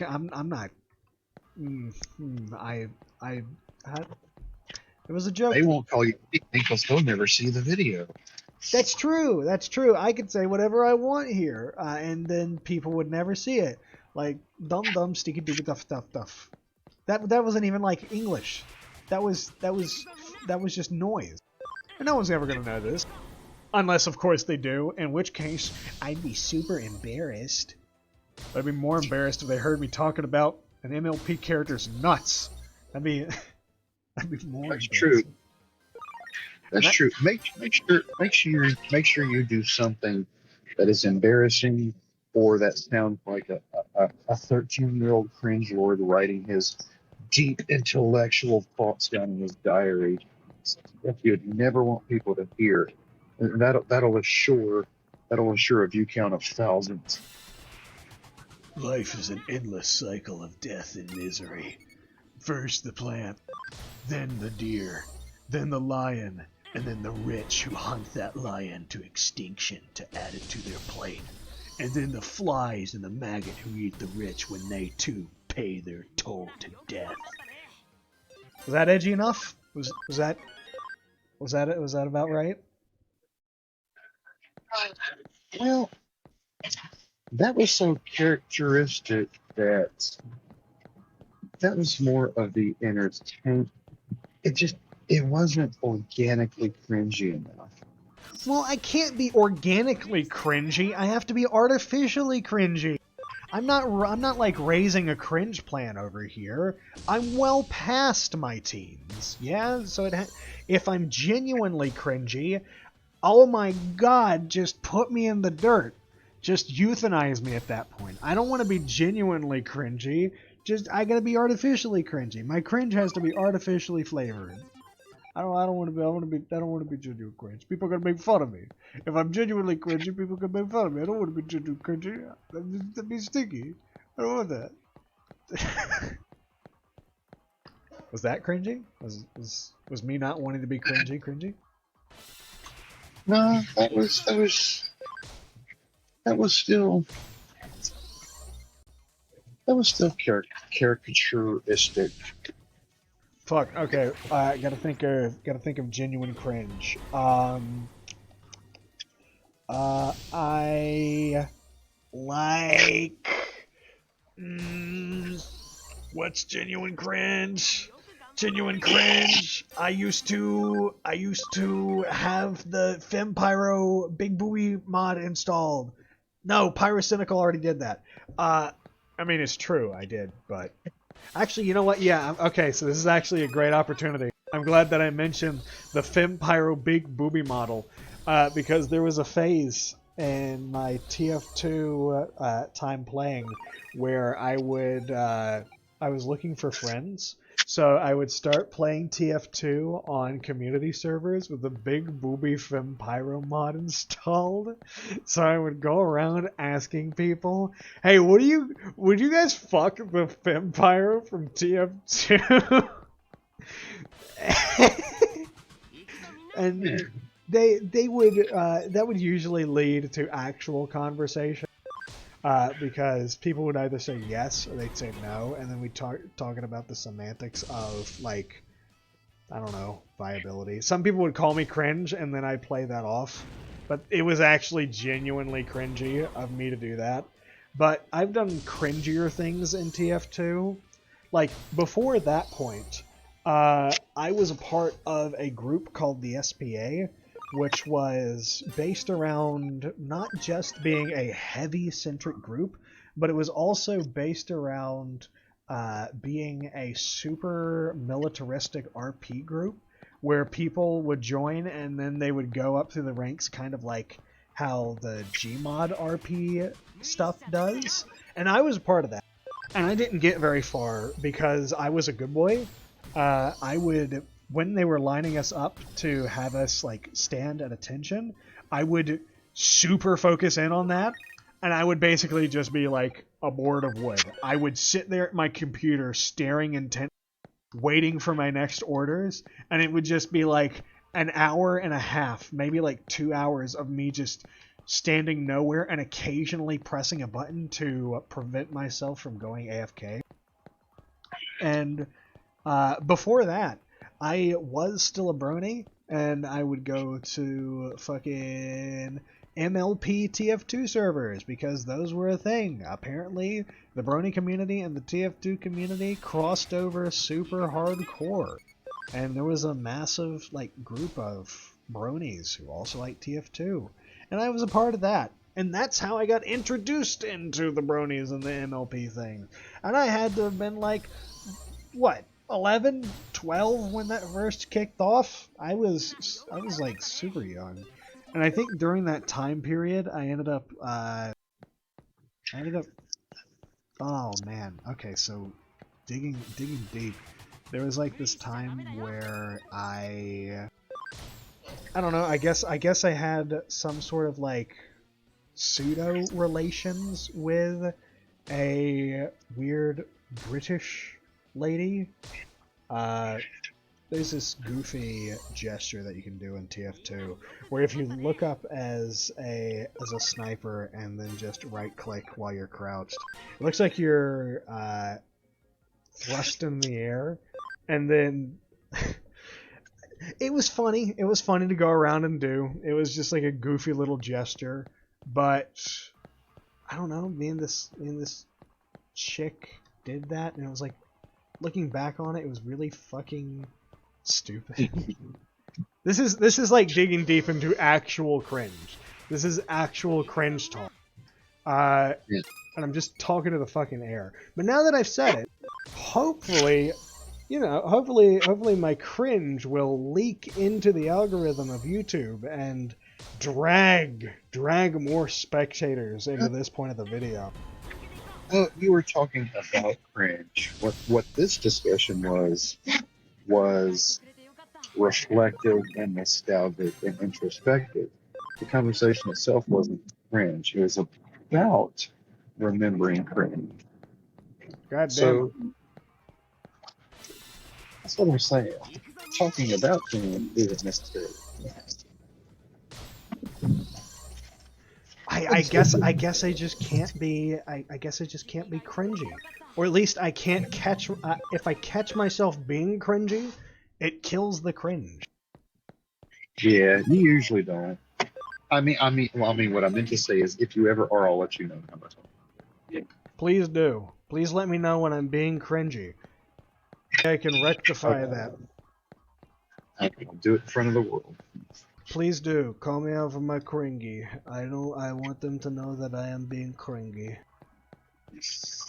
And I want to know. I never want to be the guy who doesn't know when he's cringe. Ooh. Oh, you mean one of our other friends? Oh God, who are you calling out? Somebody that I know watches the stream. You know who you are. I know who you are. I see you. I see you getting this far in the video. I know you, specifically that guy who's cringe all the time, everywhere, all at once. I know who you are. You. Out of character. Out of character. Out of character. Out of character. I'm saying this out of character. That way you know I'm being serious. Out of character. Oh God. Remember, if in case anyone thinks that you're joking, just say out of character. Oh my goodness. And for the record, who you are. We'd still love you. You just say that a lot. I don't! I'm evil! I'm evil, Alabaster now! Albert the Bastard! Fuck you! I'm not out of character! I hate you! Out of character. Out of character. And for the record, audience, I will never clarify who that is. Never. Never. I'll speak of the devil and he shall appear. Oh, what are you guys saying? No, don't tell him! Don't tell him, it'll be funnier! It'll be funnier in the VOD! We'll force him to go to this point in the VOD at an hour and 40 minutes, and then he'll see it, and then he'll realize what we were talking about. He'll realize what we're doing, and that'll be super funny. It's good to know he's paying attention.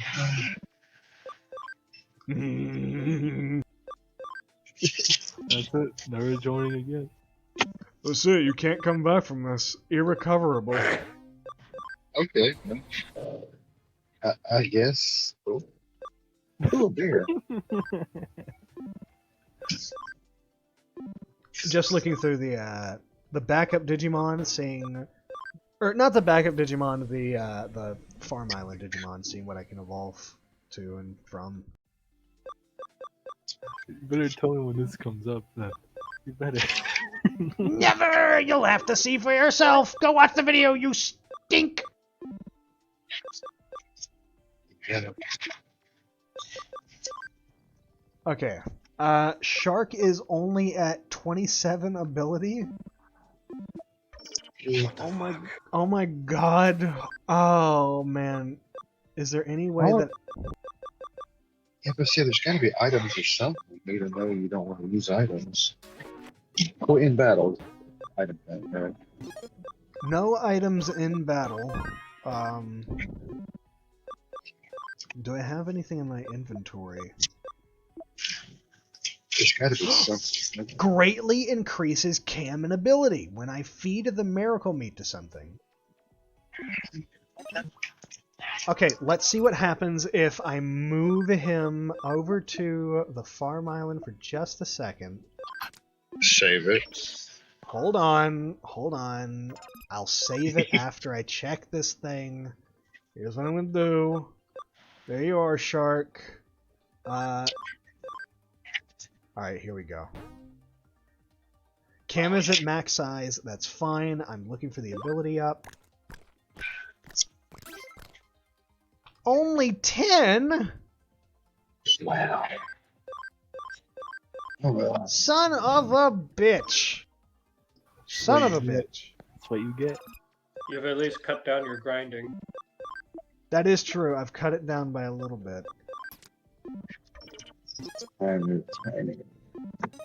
Also, what do you mean by that's what I get? What do you mean by that, you stupid fuck? What do you mean? That's what you get. That's what you get. You got dunked on when you were off screen. Haha. That's what you How's get. that fair? How's that fair? What's in here? Go eat a ball of dirty socks, you primate. What are you gonna do? Tell me to go watch the VOD? Or are you gonna tell me to rerun back on the stream? I can't. Yeah, do go watch this very moment and see how cringe you are, huh? Go do that. Go do that. Okay, so that was cringe. You want me to tell you you're being cringe. That was kind of cringe. That was not cringe. It was only cringe because no one I expected responded. better of you. Why you gotta be cringe? Bullying is not cringe. Nah. Like now I gotta color your hair blue with like pink highlights and then So my you'll have a full artificial rage is cringe. My artificial rage is cringe. I see. AI generated. I'm in denial. Egypt. Yes. Blue or white? Wyatt.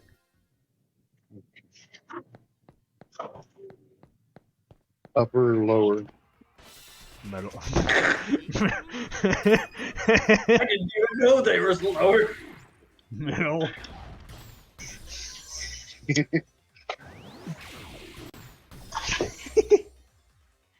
It's okay. Amun or Ahmet, you know. I met this girl last night. Haha. That was cringe.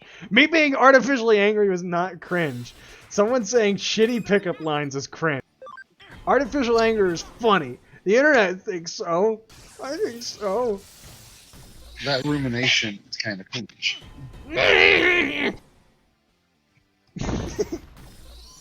And also, I meant to say Amin or Amun.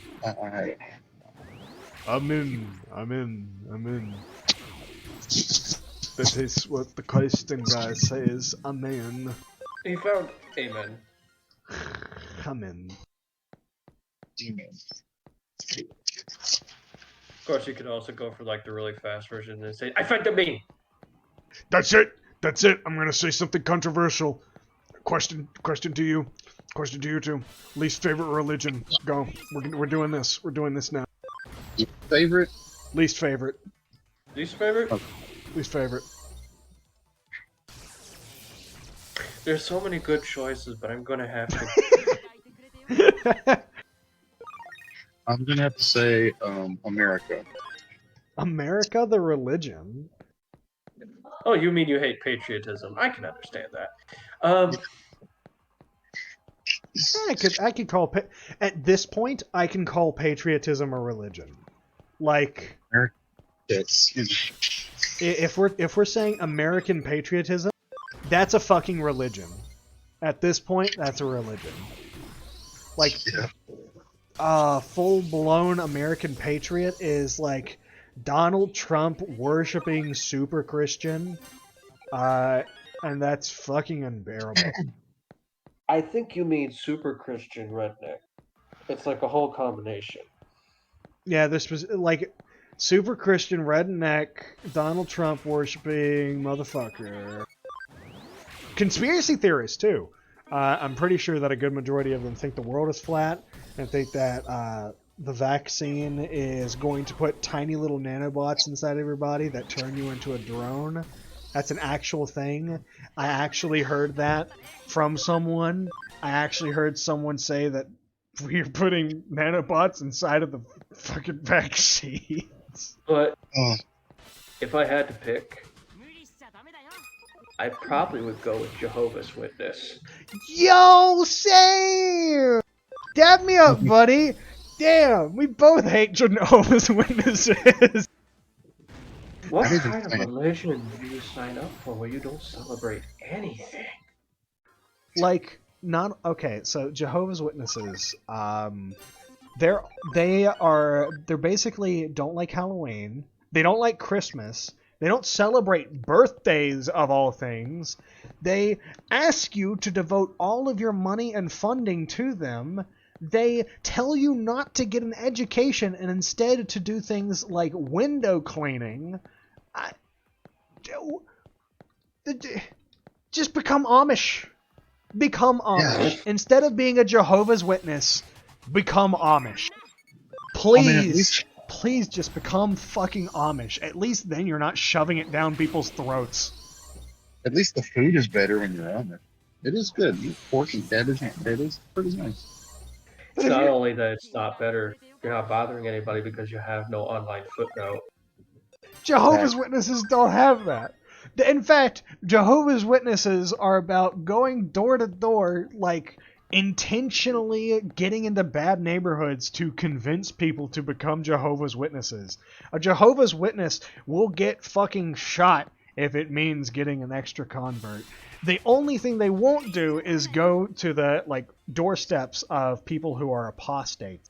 People who have actively left the religion. Like, sure, go to the fucking, like, backwater of one of your rival Christian sects, but heaven forbid that you go to someone who used to be a Jehovah's Witness. That's not even getting started on the fact that they've got some very terrible, seedy stuff happening in their, I'm gonna call it the administration of their religion. Most of the extreme control religions do. They do. It's just Jehovah's Witnesses are getting away with it, and I guess that could also be applied to the super control religions, but they're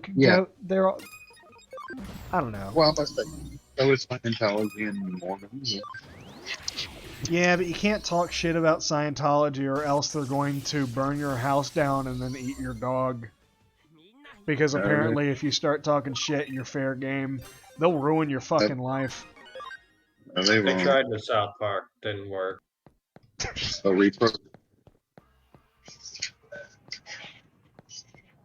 You say that, but I've seen countless people who actually, like, get their life ruined because of Scientology. Well, that's only if you're rich or famous enough. No one else matters. Yeah. Yeah, I don't think I'd be on their hit list, but if I did actually go anywhere with it, like if I did actually get anywhere with this particular conversation would definitely put me on their fair game list. All right, whose fair game list would you rather be on, Scientology or YouTube? Because at this point, I think we can just straight up say COVID and Hitler. Because I mean, this whole conversation might very well like be on the hit list of YouTube, but at least YouTube, it's gonna be like, no, sticky channel, demonetized. No, you got to cut this part out or mute it. Like, I mean, you already said Trump, vaccine, and Jehovah's Witness. That I mean, it's already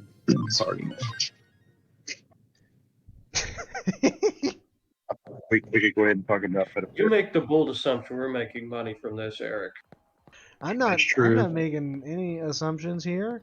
I'm just looking back on things that actually got my video flagged. Talking about religion is not going to get your channel or your video flagged. Talking about the angry mustache model will. I guess I'm just testing the waters here since we've got an opportunity to talk while grinding. But also, I thought the only flags you ever got were 30 seconds of barely audible background free use music. nope, I did get an alert or a flag for that one time where we were actively talking about the angry mustache model and how much he fucking sucks, and I wish that people were allowed to talk about him being an asshole so that we could dunk on him and his fans for being assholes. But yeah, that got flagged because I kept mentioning his name, so I have to say angry mustache model. But I'm pretty sure if I say Jehovah's Witnesses are stinky, that might also get me flagged. So it recognized repeated instances of that sound pattern. That's cool. But like talking shit about Scientology, that doesn't just get you flagged on YouTube. That gets you like targeted in real life, and then potentially have your like jobs fucked with. If like, you know what, I would have to actually matter to someone. I'm not even sure that is the case. I'm pretty sure that you don't need to matter to them to be on their shit list.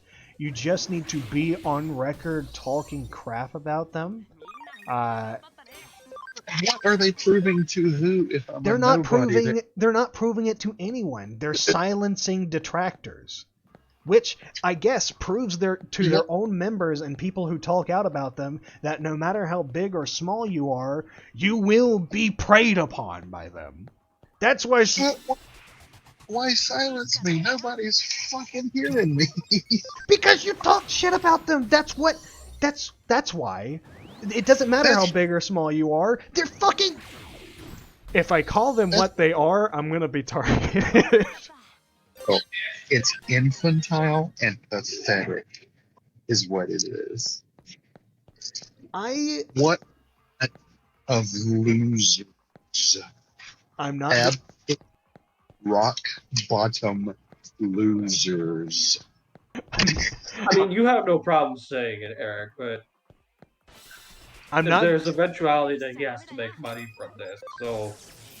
I'm not... Here's what I'm going to say. I'm not going to disagree with you at all, and that's the end of it. I'm not disagreeing with you. I'm not disagreeing with you calling them that, but I also am going to just outright state that if I do start talking shit about Scientology, then, targeting happens. So I'm not disagreeing with you, but also I'm very aware of what they will actively do to detractors. Oh my god. If anyone here ever gets famous enough to... Yeah, okay, sure, man, I'll agree with you. All right.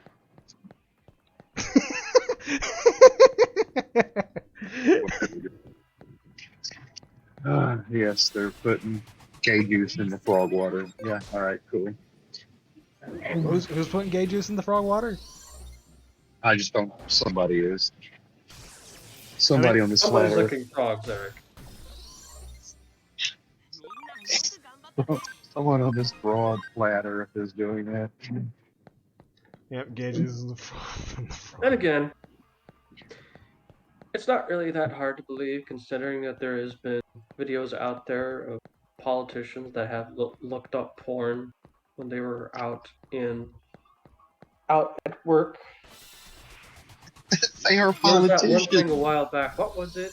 Where they were watching like SFM Tifa Oh porn. wait, yeah, the fucking Italian guy who was at like I can't remember. It was a meeting of the countries, and he was just looking at Tifa Lockhart porn on his computer, and it accidentally got showed to like everyone. I mean, at least it's Tifa Lockhart. Good choice. Tifa Lockhart is the porn choice of Italy's representatives. Just you remember that world. Oh, at least it wasn't like Full House or something. That would have been rough. Oh yeah, that would have. Oh man, that would have been. It was fucking, you know. I didn't even hear that one. Teen Titans, you know, with Tifa. Tifa's a good choice. Yep. A safe choice. So, could have been Genshin Impact, you know. Don't mention Genshin Impact in my airspace. That fucking sucks. You play Genshin Impact. Is this because it's in that same sense of somebody forced you to play it, Alabaster, like with Fortnite? Nah, Genshin Impact is just like the Fortnite of weebs. I've never liked Genshin Impact. I haven't even had to touch it, but just from afar, I can look at it and say, no, this is too much. I might have played it if it didn't have a gacha in. Not true. The gacha. Sorry. Like I maybe played about 2 hours of it. Yeah.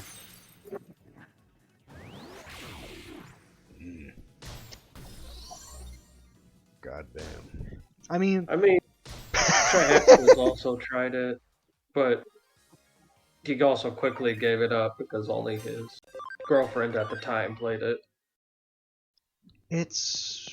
Genshin Impact is one of those games where it's like, look at me, I like anime, and I like spending money to get random anime characters. And I feel the same way about other games that do that, where it's like, gacha games, yeah, I just feel that way about gacha games. I don't fucking like gacha games.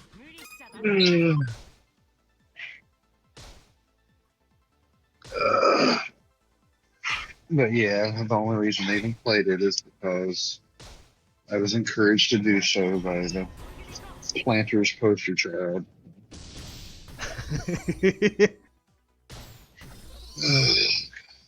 It's an era. That's an era that can just vanish. Yep. Speaking of weird eras, something back in school I think a lot of us had to watch was those weird PSAs of those children having those weird way of talking when they were giving instructions or school things. Give me an example, because I don't know if I was like cognizant during that era.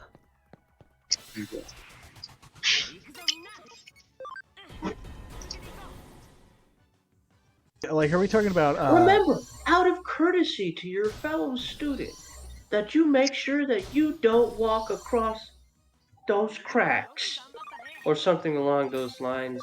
Don't walk along the crack, or you'll break your mama's crack. I don't. Remember to treat everybody the way you want to be treated. Ah, yeah, bullying PSAs. Okay. Yeah, they would never talk. Was it called Dare or something, where they were like all on, hey, don't do drugs, kid. Drugs are bad. You shouldn't do that. And that's cool and all. But tell me how often that worked. What? Any sort of PSA, it was just absolutely unnatural. It is your moral responsibility to report it. I don't know kid gonna talk like that. Yeah, PSAs with kids in it, it's not gonna convince fucking anyone. It feels so robotic. It was the precursor for AI. Priest, yeah. The priest cursor. Ew, no. No, precursor. Priest cursor is a different thing. I don't know if you like including religion with your Clippy. Religious Clippy! He tries to guide your path through windows to God. Hey, I noticed that you're worshipping a different religion in this browser. Would you like to make this your default? Would you like to learn about our Lord and Savior Zeno? You seem to be looking at pornographic content. Are you certain you want to violate your temple? Remember, masturbation's a sin. So have sex and get married as quick as possible to have sex. Jesus loves you. Contraceptives are of the devil. Remember, don't touch yourself. Always be sure to have a priest do it for you. Have cornflakes. Cornflakes stop masturbation. Well, they were supposed to. Man, have you ever been... Sometimes it's best to enjoy things with the community. So make sure to take an extra sip of that punch.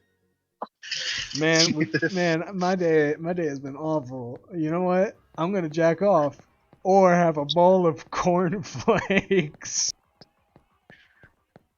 You want some Kellogg's cornflakes, or you want to have sex? I don't know. What do I want? A big booty African short stack? Or some graham crackers? What kind of fucking... How do you equate the two?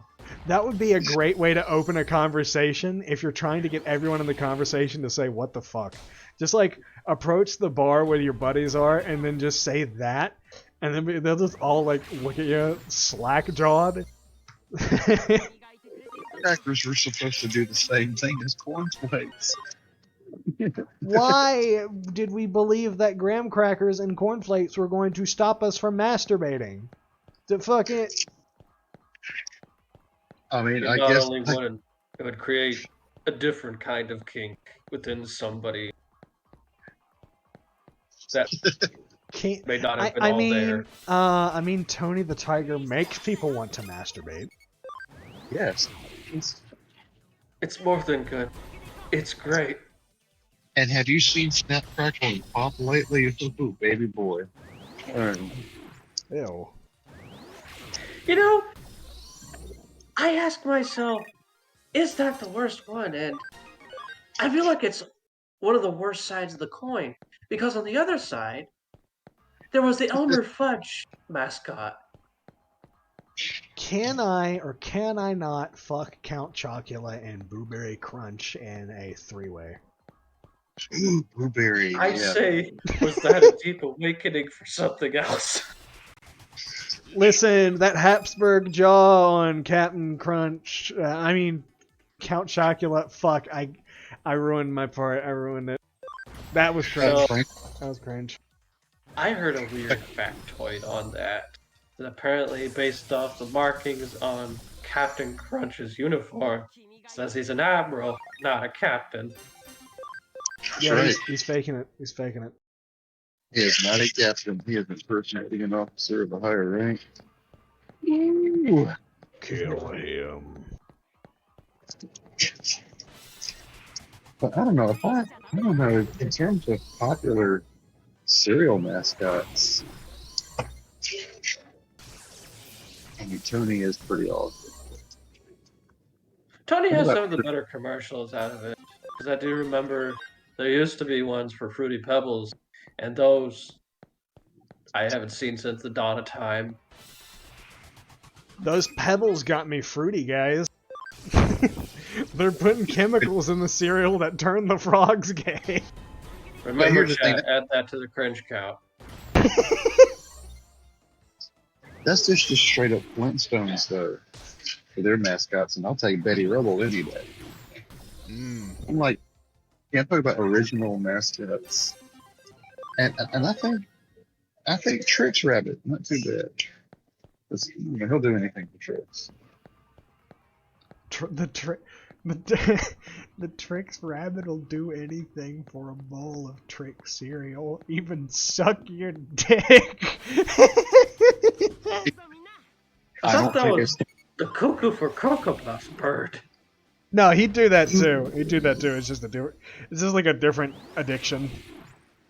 That does actually answer a lot of weird questions, considering that a lot of bird mascots in particular have very drug-related ads. Toucan Sam definitely does meth. No, he does coke. He follows his nose. Okay, yeah. It's always the birds. And now, do you think Cookie Crook was addicted or just trying to feed his family? Wait, what? You say like a lot of these mascots, it seems very, very druggy, right? They seem like they're addicts. I'm like, well, what about Cookie Crook? The guy who was stealing all the Cookie Crisp. Was he an addict? Was he trying to take care of his family? That was the dog, wasn't it? Yeah, it was like a wolf. It was a wolf who was like. Cookie Crisp. Yeah, it was a wolf. But there was Cookie Crisp. I know what I'm talking about. I don't know. I mean, he might have been confused. But Cuckoo for Cocoa Puffs bird, I don't know his name. The Trix Rabbit, I don't know his name. So they're either called that or they just it's either called that or that's their actual name. So I think that the Cookie Crisp wolf that's not his actual name. Now, the wolf and the crook are separate mascots for Cookie Crisp. They are? I think. Huh. I don't think the crook was the wolf. Now, Cocoa Puffs. I think the bird's name is Sunny. I'm not sure what Trick Rabbit is, and in fact, I don't know that they're necessarily gendered either. Trix, I'm going to call her Trixie. Could be a chick. Huh. Yeah. Yeah, but most of them have names, so it's just never mentioned. That actually ties to another rabbit in fiction who's very sexually ambiguous, and that is Bugs Bunny. Oh yeah. Has a lot of trans energy. There's a lot of instances where Bugs Bunny is very I guess the phrase is very effeminate. He's very comfortable with his sexuality. Just so happens that is very flexible. Okay. Eric, I think I know who you're talking about. Yeah, it was the wolf. There was a dog. That one I do remember. And then there was there was a wizard.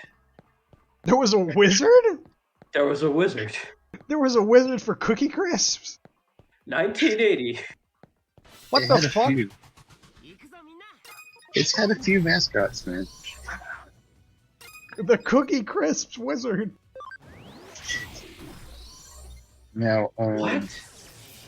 Who names these characters? Now, not to be confused with Colin Crisp, who is a Grand Wizard of the KKK.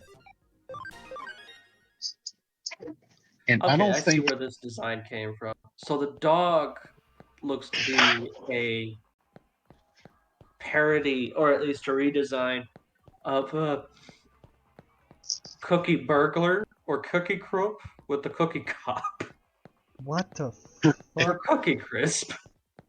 And Cookie Crisp Wolf is a convict? this was the first one, launched in 1977. It says it's called Cookie Jarvis. Jarvis the my- Wizard. Jarvis. Jarvis. Jarvis the Cookie Wizard. Oh my god. So he went from an actual wizard to a burglar, cop, and a dog, to a dog, and then a wolf. That's funky. That's funky. Very funky. Very funky. Now, I would say one mascot where he was as cool as he can be, always a great guy, never showed any signs of having addiction problems, but they changed the name of his product because of health and addiction connotations. That mascot was Diggum. Wiggum? No, Diggum, as the frog, Diggum. Oh. I dig 'em. Ah, okay. Honey Smacks used to be called Sugar Smacks. Yeah, well, we just straight up call it sugar anymore. Just fools. Like all of a sudden, breakfast cereal is not dessert for kids. Come on, yeah. hit it. Yeah.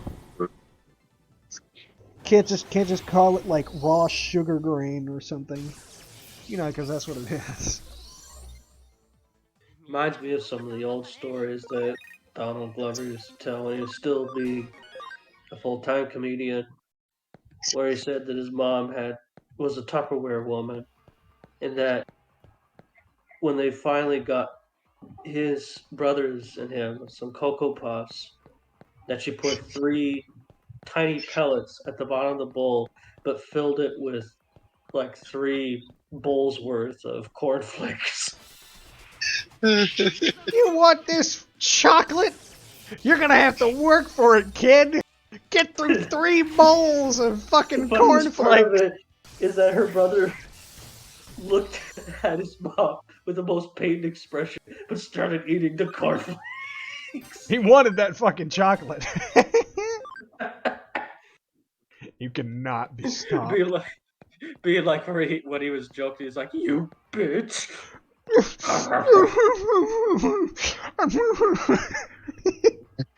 When they started pre-coating the cornflakes with sugar.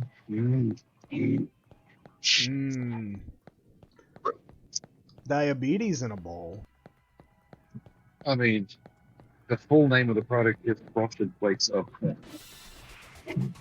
Cornflakes with sugar on it. Intense. It's easy I for them to have do. been seeing a lot more of those foods, or for YouTube shorts, that people have been frying different foods or doing some kind of sugary combination that is 1,000 times more unhealthy than the actual food. Right. What are the combinations?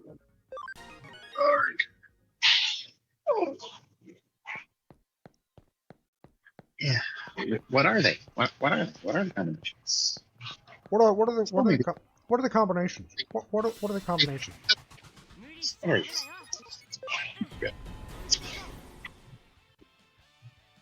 Uh-oh. One. Womp womp. Yeah, there appear to be some voice and or connectivity issues. Yeah, okay. Oh no. Well, While he's figuring out the combinations, one thing I do want to ask is, what is a Tupperware woman? Oh, they sold up. Do you know what an Avon lady is? Yes, because our grandma was a no, not our grandma. One of my grandpa's sisters, I think, was an Avon lady. I believe my aunt is still an Avon lady, and at least one of the others was at 1.2. Was it Mary Kay? No, it's Avon. It's Avon. Well, that used to be how Tupperware got distributed. You know, Huh. because women in the workplace. Oh my God. Oh, but they can sell stuff door to door. I didn't know that was like I didn't know Tupperware was a thing like that. Yep. They started off door to door, and they would have Tupperware parties. Like with this great new space age product that's going to revolutionize food keeping. Like, I mean, I guess the business model was to not worry about inventory and stores. Like if you just have one warehouse and have distributors and people keeping a little bit of it in their living rooms or whatnot, that's probably a good model. That's what was done. Tupperware was a door-to-door operation, and it was something the women folks could do. Back in that day. But Menace, what one of the combinations you were talking about?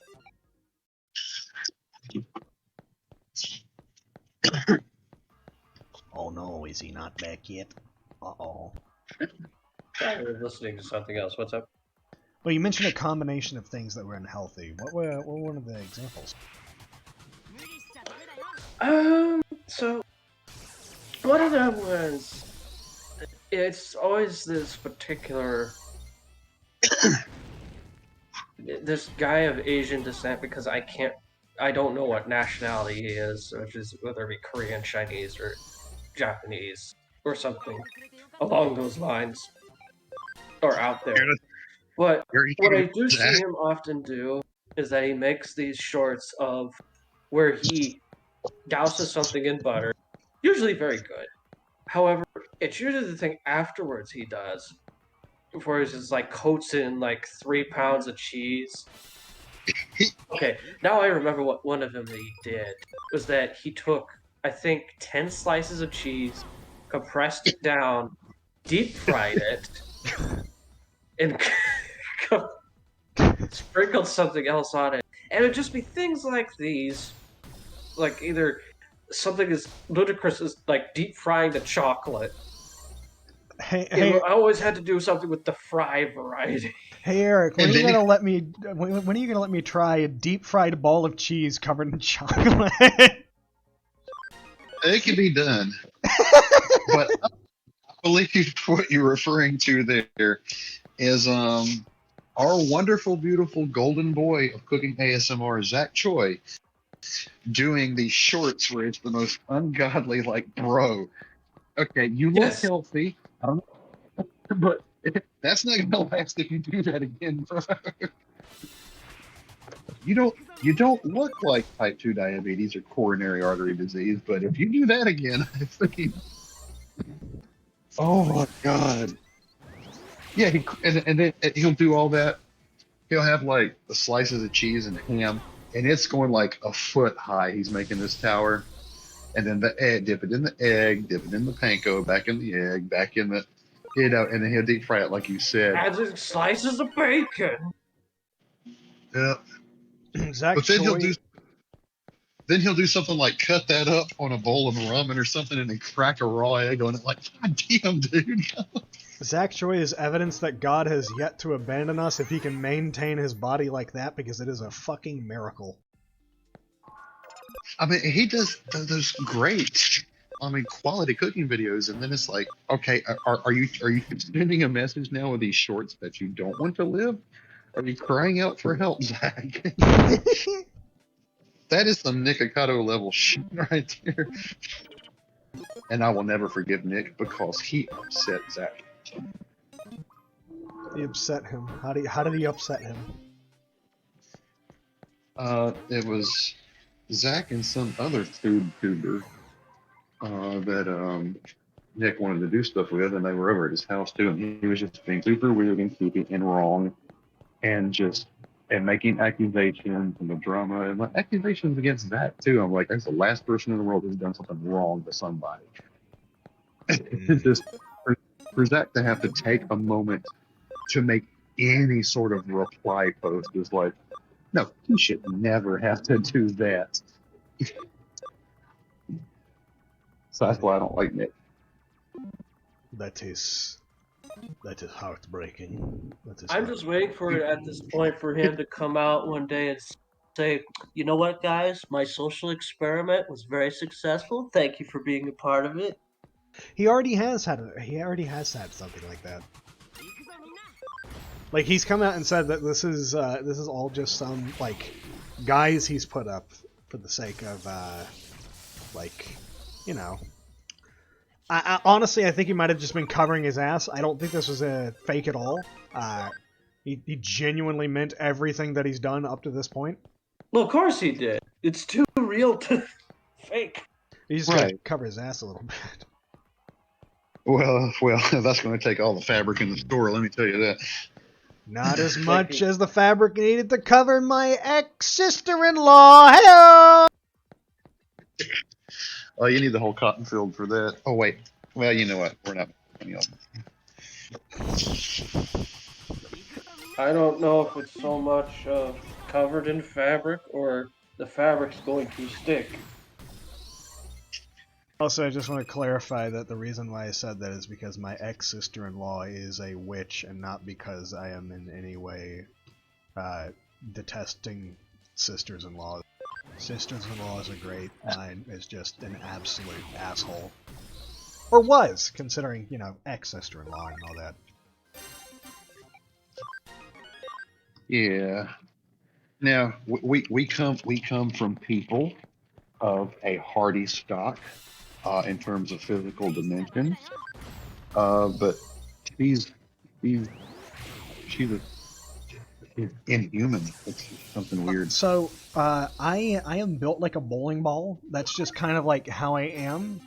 She isn't related to our family in any degree, but me being or having been 300 pounds, I can safely say without a doubt that she was fucking terrifying in how opulent she was.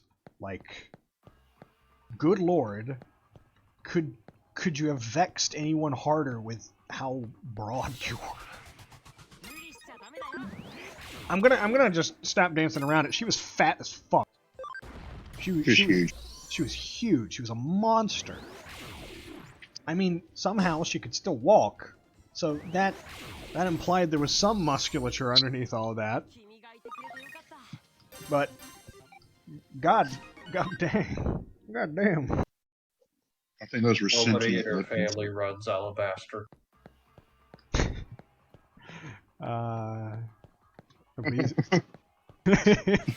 Obesity runs in her family. Nah, that's the problem. No one runs.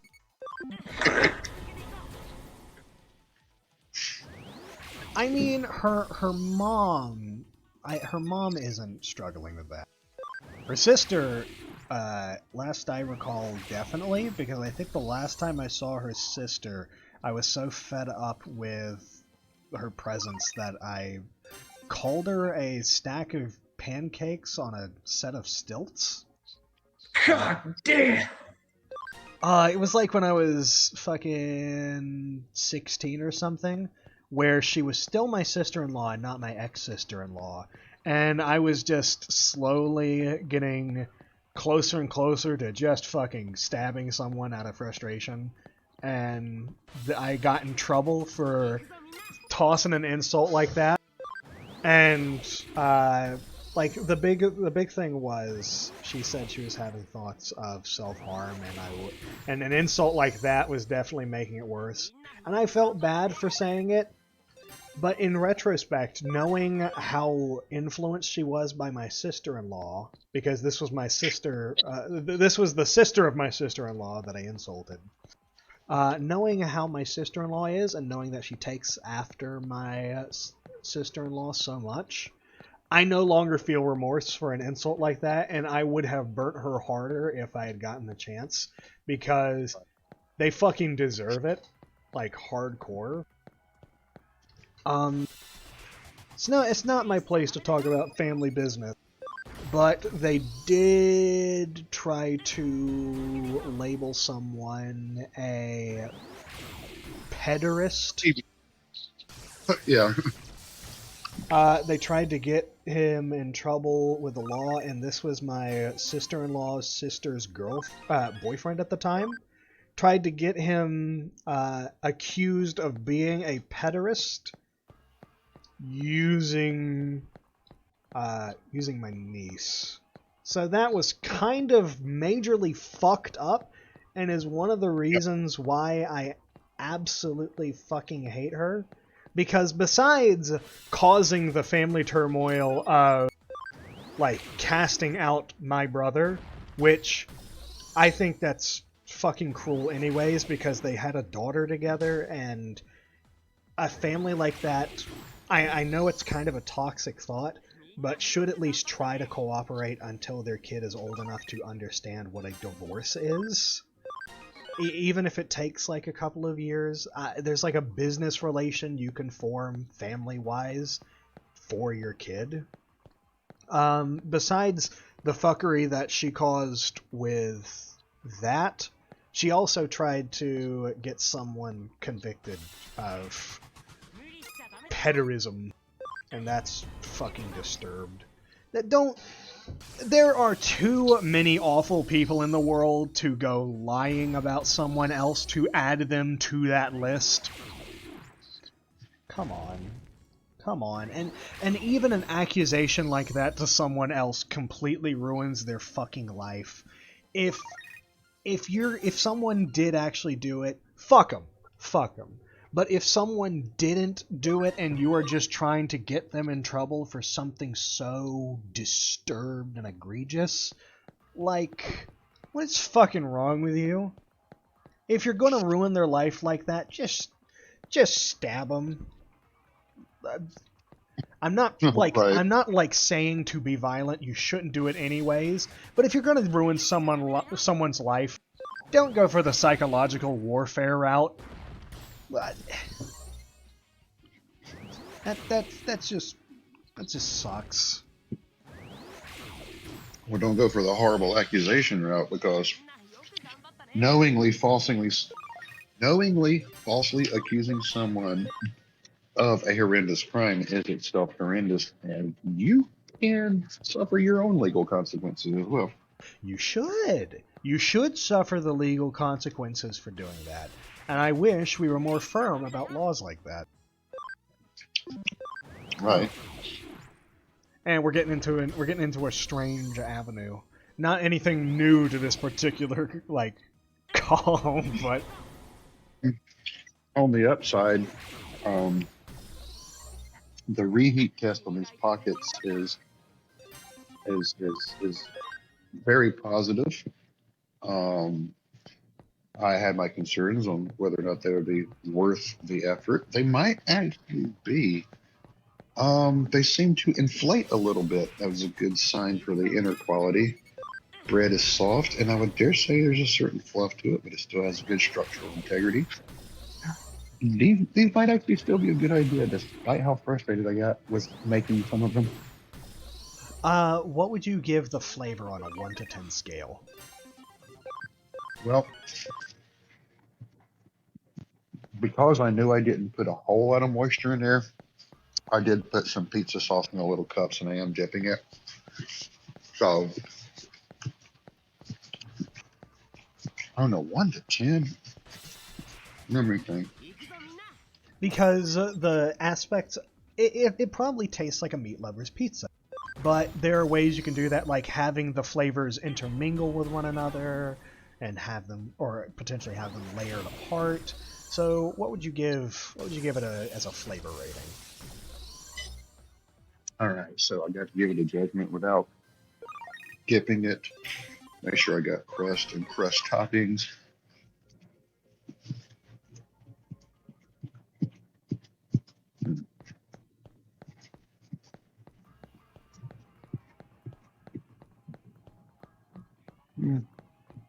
Flavor, I'd say 7. Not outrageous. You got to remember to live in America where everything has to taste like a nuclear explosion. So, Got it. Okay. Excuse me. But 7 is definitely worth it. I'd give it a worth it. yeah, I mean, as soon as you dip it into some more pizza sauce or marinara or something, it's like that's a good 9. Okie dokie. I'll give that a shot. I would say form factor and textures. I say those are hovering a good 9 too. Oh, so I was describing earlier the kind of thing that you made. Another pocket situation where it was like pizza toppings inside of it, but there was a little bit more to it than just that, right?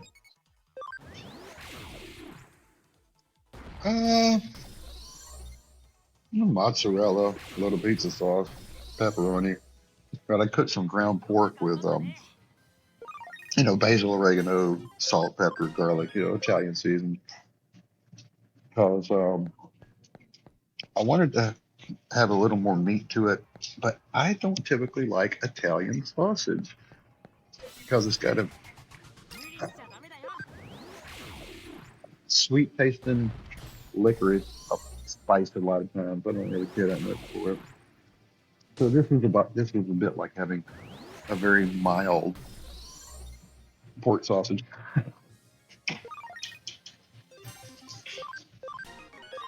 Um, I did put some olive oil and basil and oregano and Parmesan cheese on top of the pockets once they were formed and cooked, partially.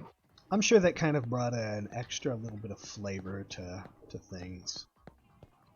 Yeah, something for the outside, which is otherwise just kind of it's bread. Bread. Give it that pizza crust tasting sort of vibe.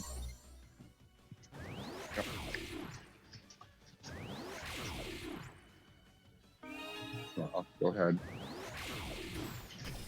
some of that spiced pork left over, which I don't know.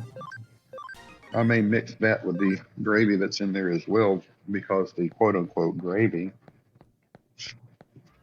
instead of using milk, I used sour cream. So honestly, if I mixed that Italian pork in there and added Parmesan, it's going to become Alfredo.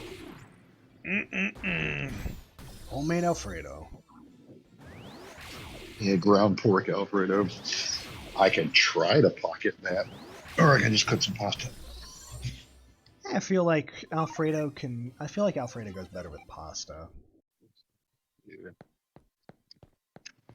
Also, I think we've got one more fight away before we take another check on what Shark's ability is, because we are getting close to the 3-hour mark, and he's really taking his fucking time.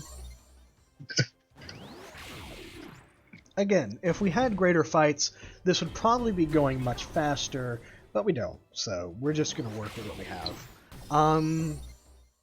I suppose the thought of, like, holding off from immediately going to, become a mega level is a possibility, but I feel like one of the big aspects of each of these is, getting an evolution in preemptively. And I also really want to take advantage of the grinding for the Platinum Sukamons and the Tactician USVs, and I feel like I feel like eventually the game's going to get really hard by only tossing us really challenging boss fights. And since we've only got 2 players involved in this, kind of cuts down on the capacity that we've got for how much we can handle. So,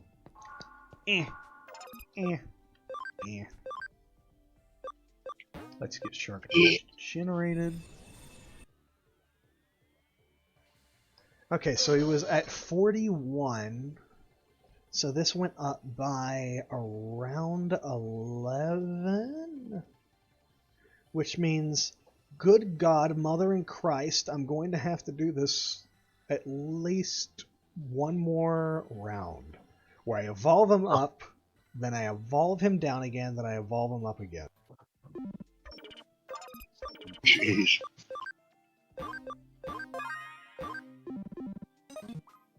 Good.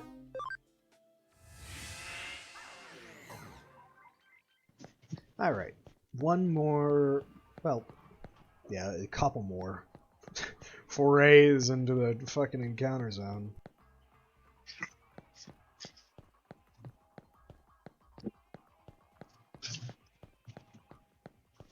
Gives me a chance to just breathe. Like, we've been talking for a solid 2 hours, 45 minutes straight.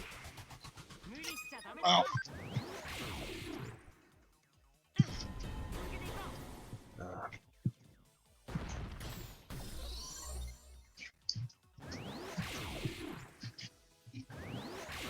On the topic of foodstuffs, you were considering getting some seasons or spices to turn into seasoning that came with, or that has a recipe inside of a book based off of the Elder Scrolls series, like a cookbook.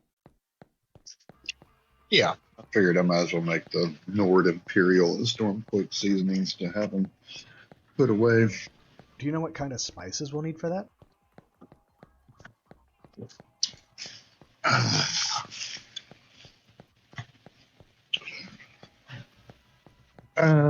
I know, depending on the ones, I don't have it in front of me. Nutmeg, white pepper, cardamom, fennel, cinnamon. I don't remember all of them. Yeah. Got it.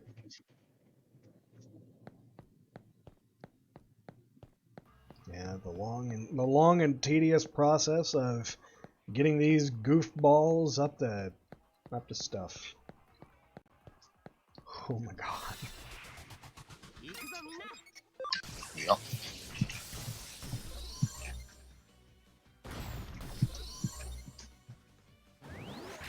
So, for anyone who's made it this far into to the VOD, to the stream, how you doing?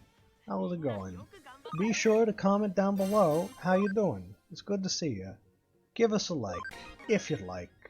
Thank you. That's it. That's all I wanted to say. I won't even ask you to subscribe because I know that's too much for some people. But you know, if it's not, if you like hearing us talk about bullshit sometimes, consider it. Consider it. I'd love to have some reoccurring faces amidst the audience. For what audience there is.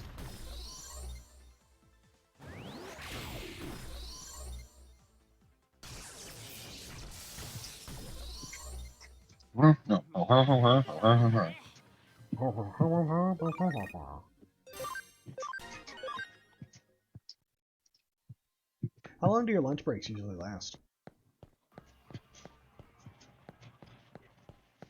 45 minutes. Oh. I don't know why I thought that lunch breaks would last for a short amount of time.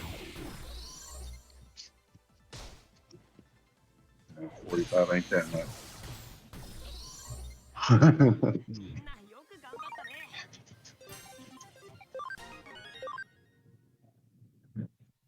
If I want to eat and then for a bit. I see.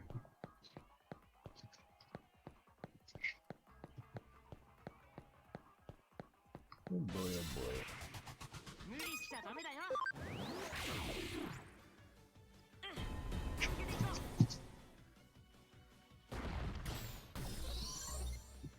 Yeah, just break is 15 minutes. Lunch is 45.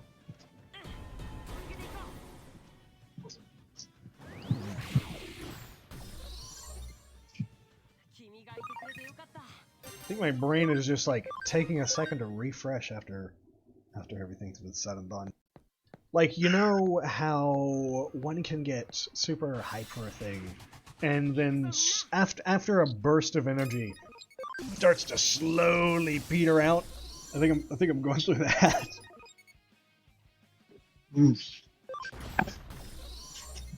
Post-nut clarity. The post-nut clarity of a good conversation.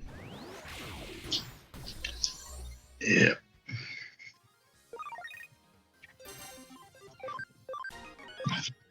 Speaking of things that get people hype, what gets you hype nowadays? Like what is some cool stuff that you see that's like awesome? Yeah. Hype.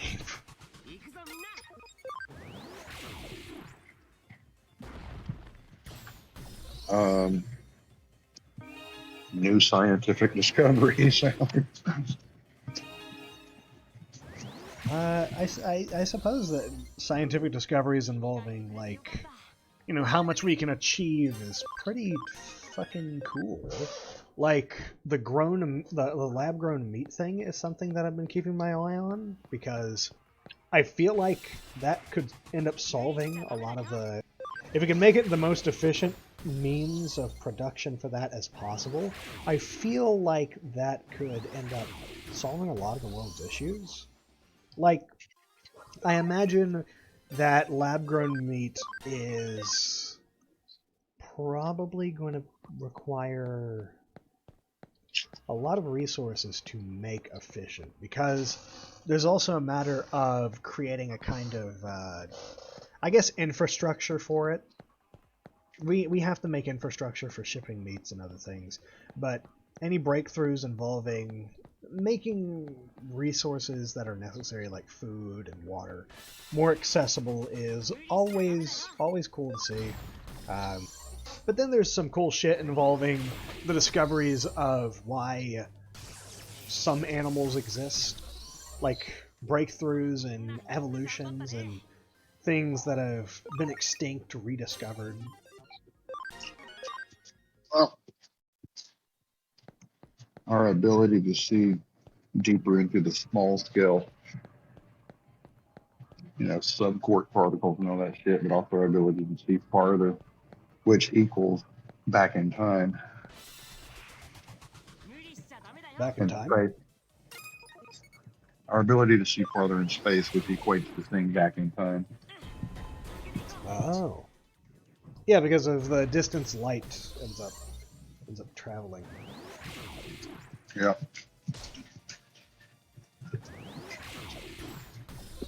I think But in terms of lab-grown meat, that shouldn't be too hard to convert. There's hardly any meat left in the meat as it is. Yeah. It just needs to become mainstream. Granted, that's going to be difficult with people taking the all-natural idea a little bit too far. Like, there'll be some people that just really don't want to eat the good meat because it's, you know, not cut from a beast. And I guess that can be scary at first, but if there's no harm in it, there's no harm in it. Yeah, I mean, there were, like you said, the naturalist version on that side. You'll have the two ends, the vegans and the carnivores. The vegans and the carnivores?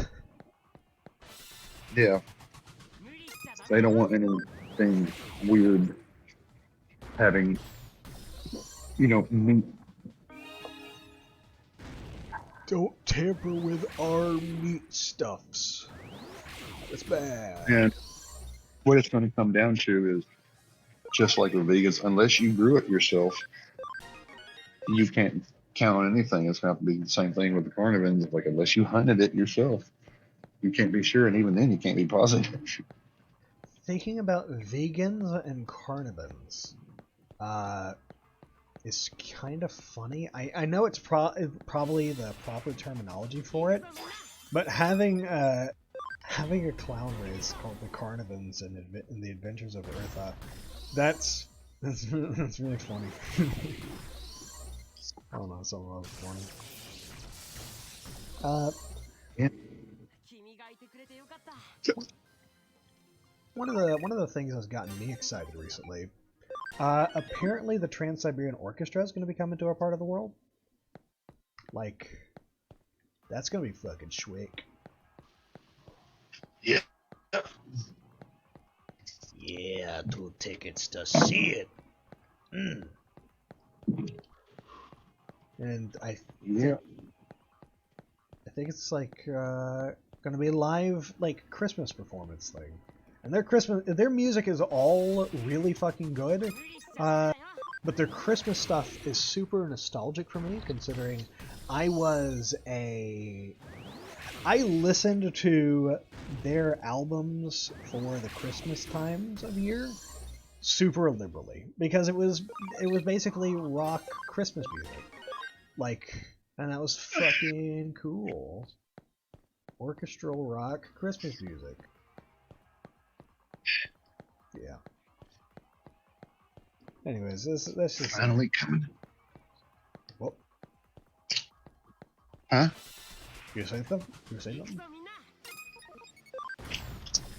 I said, yeah, and they're finally coming to town where I can see them. The first time viewing. Oh. Oh.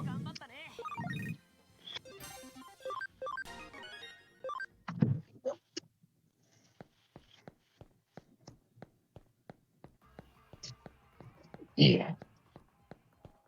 Like, good God, this is taking a while.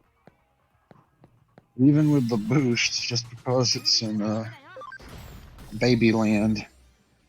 Yeah. These things would normally be giving like 300, but they're jumped up to like 3,000, which is super useful. I just wish there's a better way to do this. Right.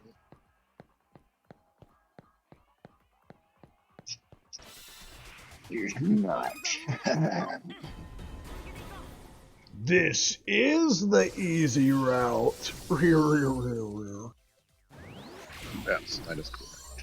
No.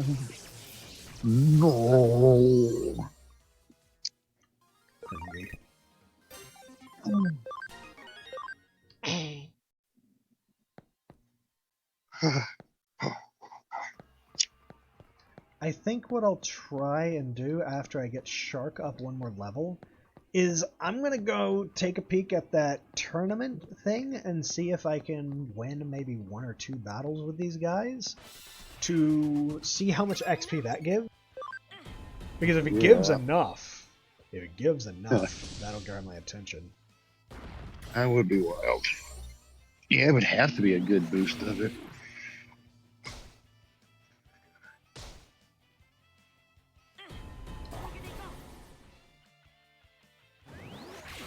Yeah.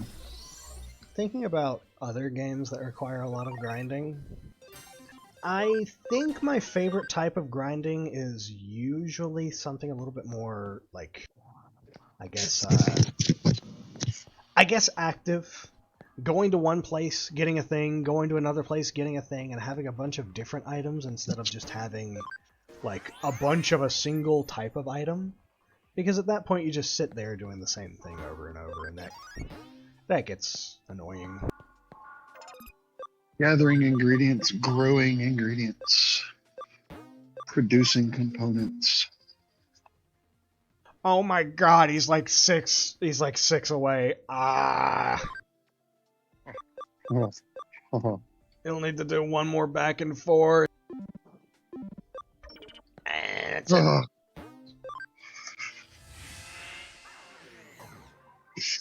I'm wing. Hey, most of that took place here tonight. I think. The vast majority of that took place because he had like maybe 5 ability before that. Fuck! Right. The tournament thing's down for maintenance, which means I can't even see if there's a fight that we could potentially do there. Eh. Wah. Whap whap. I'm gonna give this guy some medals.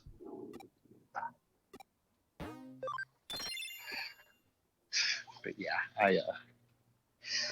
I did have my doubts on whether or not I thought the pizza pockets would be worth it, but that was based on some of. It was my fault. I made some of the dough circles too thin, and then I stacked them up in a preparatory manner, and they wanted to begin trying to re-rise and fuse one another. There was a kind of faux frustration that formed out of that, I guess. So I either need to properly flour and or sheath them, or do them one at a time, because they're holding up pretty good. I like their form factor. They actually puffed. I'm like, wow, I could have put a lot more in there. Oh, that's brilliant. I'm glad that they worked. I really eager to have some of my own in a couple. It's like, And I for the most part did pick them up. So I needed to give them the not fork and knife ability run. I'm like, okay, cool. But for the most part, I'm like, hey, these are not messy. I can actually pick these up. we've been going at this for so long, it's like 2 hours before I eat, which...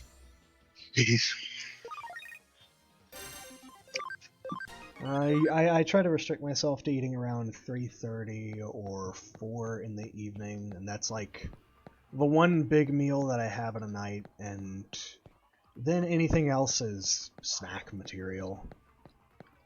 Usually limit it to like one sweet and then something that's fruit-based, which recently was technically a sweet of its own, but now it's going to be raw cucumber, which I like raw cucumber. Very garden. Oh, I forgot. Yeah, I forgot that we got cucumbers this time. That's what I was going to do with the pepper and onion. Make a little marinade salad. But I think for the fresh, I don't know. I can still make some. You got three cucumbers. Yep, we ended up getting 3 cucumbers. I'll probably eat one as a snack sometime later, but that'll be a couple hours after I've actually eaten.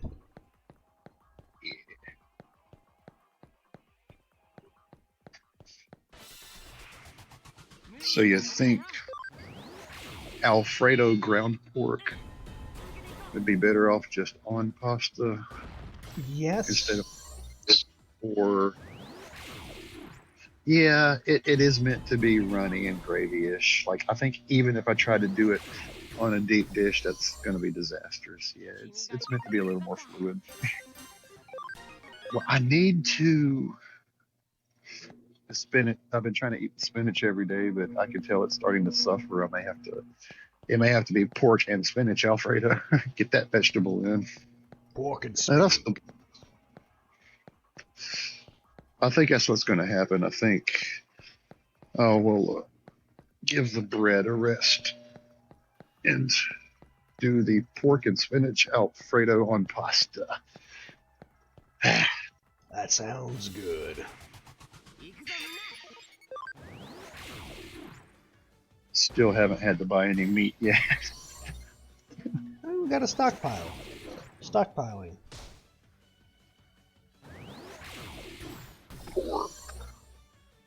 Here's a question in reference to stockpiling. If the world as we knew it came to an end, like if there was an apocalyptic scenario, what kind of apocalypse would you want to be wrapped up in? Well, I'm going to say I don't want it to be nuclear, because that just reduces the viability of anything we could, like, yeah, let's say I got a stockpile of seeds. If everything's irradiated, it's going to do fuck all for me. Yeah. But then again, any sort of imposed winter alteration in the sun, or well, see, again, it could be a nuclear winter. If everything was frozen, could still manage maybe some deeper geothermal taps or something and greenhousing. Could I still possibly. sorry. Well, I'm trying to think of the different scenarios. A lot of the scenarios that come to mind are ones that are typically going to also destroy the environment. But one apocalyptic scenario I can think of is zombie apocalypses. Like, that could be pretty horrible. But at least in the zombie apocalypse, it's kind of like fun, I guess. You can grow a garden in a zombie apocalypse. You can't do that if a meteor hits the planet. You can still have, like, close friends and family, and there'd probably be a lot of survivor drama. But you're not going to have that if the world has been cast into a nuclear winter. I feel like Yeah. I feel like the standard zombie apocalypse has more hope in it than the utter destruction that would come from a world blanketed in bombs or global warming finally getting to us. Yeah, an outbreak. I'm gonna classify that as an outbreak. Would be a better situation than an environmental disaster because you could still work with something and successfully quarantine and isolate, and you still have to make sure you can make do on your own. Because if the greater portion of the Earth's population is dead and or dying, I'll consider zombieism in the process of dying. They got to wear out sometime. Then there won't be people to maintain infrastructure, to keep roads repaired, power plants running. Everything will shut down. Supply lines. So you still have to be able to homestead, but at least you'll have the environment to do it.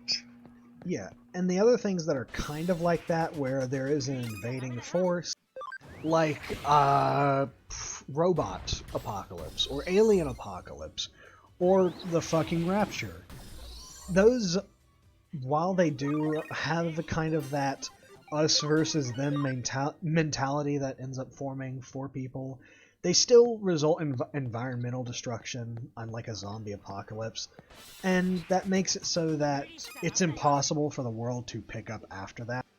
And I feel like if I'm going to be trapped in any apocalypse, I at least want to be in one that I know doesn't end the world, but it may end me or humanity's, like, staple as the kings. Now, the one potential problem to that is people, like I said, we won't have people maintaining things. That also means they won't be repairing the oil pipelines and monitoring the nuclear reactor power plants. Right. So you can still have a meltdown just because there's no one there to look after it. I suppose that's the case, but that would only damage so much of the world if all of the oil pipelines and all of the nuclear reactors had a fuck up. Right? Well, I suppose things like runoff. Ugh. Well, the main thing is keeping the coolant operations happening in the nuclear power plants, keeping it from going haywire. If there is some sort of auto perpetuity there, that probably still runs out after a while, but it would be more immediate vicinity as opposed to a solar event which coats the entire planet. In an EM field rip-off event which affects the entire planet. An actual nuclear war where it's not just some reactors in some spots, bombs or blowing dust everywhere. So it would still be more isolated, but it is going to render some geographies unusable. But hopefully But that being said, there should still be some okay pockets to do some homesteading. Yeah. Yeah, and we've seen from the likes of Chernobyl that even if there's some irradiated ground, life can continue despite that. Like plant regrowth, animal presence. And what was the one not terribly long ago? Fukushima? I don't know what the name is. Fukushima. Because there was a problem at a Japanese reactor sometime in the past. Well, let's see. Chernobyl was 1986, so I think it was sometime in the past 20 years, or maybe. I know that I've seen 2 reactor problems in my lifetime, and yeah, we're generally all right globally. Yeah. Making it through another round of nuclear warfare. Right. An asteroid of sufficient size would do everything in. I would be foolish to say that nowhere in the universe could there be life, possibly even ultra intelligent life. However, I don't think alien situations are anything we ever need to worry about. Well, probably. But so are zombie apocalypses things we would never need to worry about, but we still considered them. Well, ever since someone was brilliant enough to conceive The Last of Us, it shows me, oh no, zombie could maybe happen. It's pure Fungus. biology. It's not a curse zombie thing. It's not a magic zombie thing. It's not a necromantic zombie thing. It's just biology. And I'm like, okay, I'll give that a lot of credence. Okay. Oopsies. Oopsie doopsies. From the.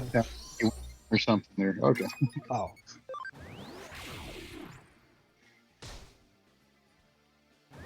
Okay. Yeah. Like an alien thing is less likely to happen than any of the other potential apocalypses. But, you know, this is a hypothetical, what if the world, like, ended? What would you want to be stuck in? And I feel like zombie apocalypse is the most fun to get stuck in. Because there's a lot of chances for you to, I don't know, have... This is weird for me to say for people, but I feel like a zombie apocalypse could bring a lot of character development to people that survive. It would bring, yeah, it sounds horrible, but it would bring a lot of cleansing. Cleansing. And the thing is, out of all of these scenarios, the zombie apocalypse is what? 80% of the population with a shared rampant affliction of both mind and body. We've been preparing for that for decades, my friend. That's true. That is true. We've been prepping for the zombie apocalypse for a little while. For anyone who's not familiar with America, we've been preparing for that.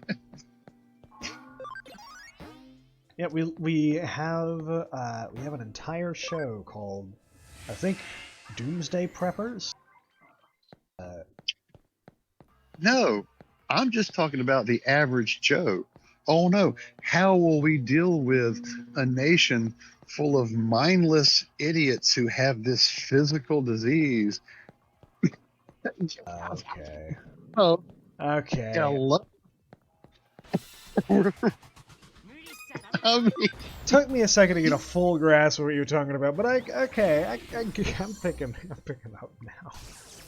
you know, re-reference politics and religion. We've been preparing for this. Us versus them. Okay. Yeah, that's pretty zombie apocalypse. Tribalism, you know, separating yourself from the majority mass, which seems to be controlled by some other mindset, and they all share a rampant physical disease. Yeah. Yeah. Yeah, I'm starting to get a picture now. A bunch of yeah. So, Yeah. Shark is at level 80 now. Or not level 80, he's at 80 ability. But now I have to evolve him back to the form he was at. Then we have to get that form up to the right level. The right level is going to be way easier than actually getting his ability up. Because it won't require us to do the fucking back and forth thing. It'll just be a matter of getting him to where he needs to be. And that won't take too long. Gonna give that a second. There we go. There we go. Okay. I just closed a notepad on the other screen, especially considering we've gotten so deep into just variable other topics. Yeah.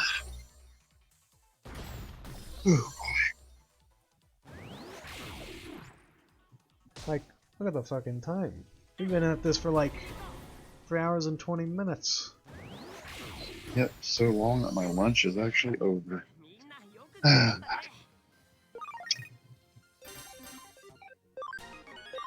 Well, once we get Shark to level 40, it's just going to be the last go-round until we get him to where he needs to be. We'll be able to analyze that when the time comes. After Shark's through, that means we'll be able to close it all off. I need to stop double... I catch myself double pressing the auto attack button. It stinks. Auto. Auto.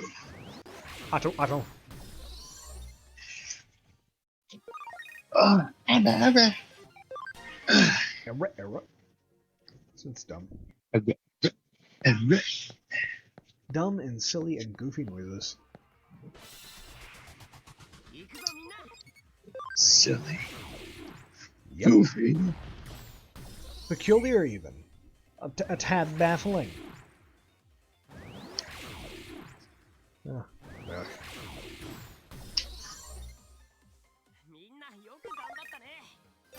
Well, after... Yeah, okay. That's the general plan.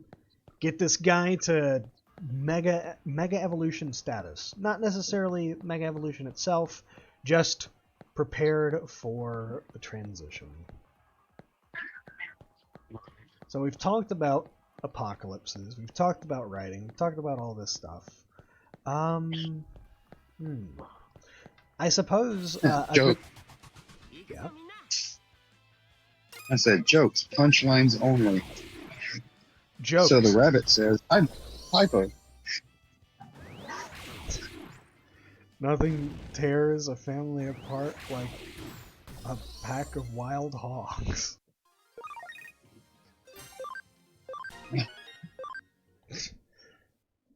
Tooth Fairy. Jolly Rancher. Orange, you glad I didn't say banana? Exactly.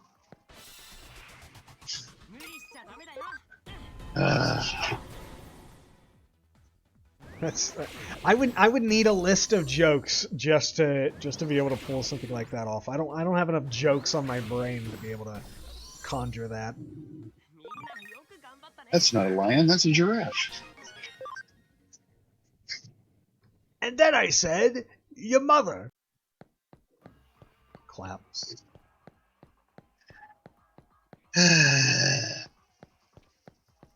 Let me guess. Yes. Cringe. Yeah, it's not quite.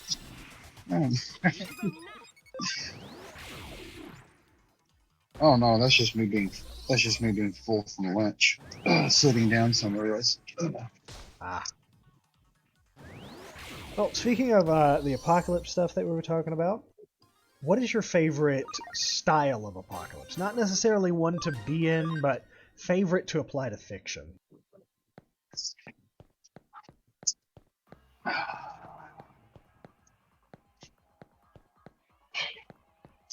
Um,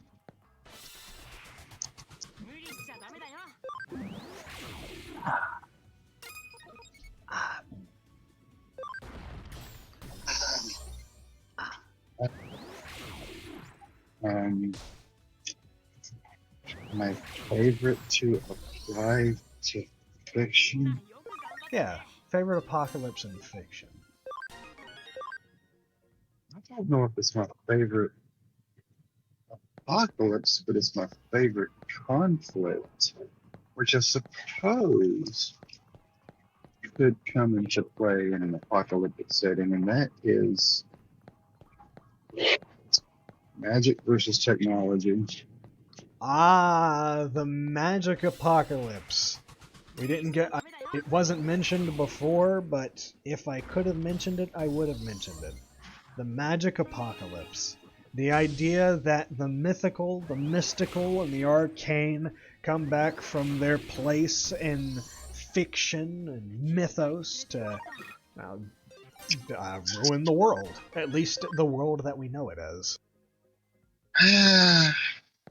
It's not quite what I meant. Elaborate. I meant on people's way of doing things or their solutions. The old ways being magic, the new ways being contraptions, machines, technology. I don't know what caused the apocalypse, but the people dealing with it, the people trying to make life work, there are those who believe strictly in the magic and those who believe it.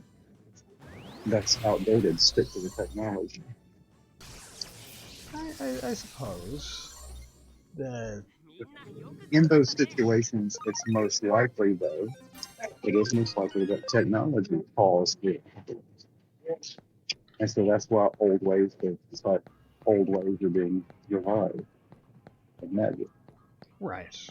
In a situation where, let's say, it was either a nuclear apocalypse or could have been a robot apocalypse, the idea of using technology during that era would be taboo because it had recently destroyed everything that had been known. Right. They feel like this was brought about. I mean, magic, I think, in the magic versus technology scenario, is very easily equated with probably religion. And so technology has resulted in the thing. So people say, well, this is what we get from straying. Straying, so like I said, it's straying from God, straying from the magic.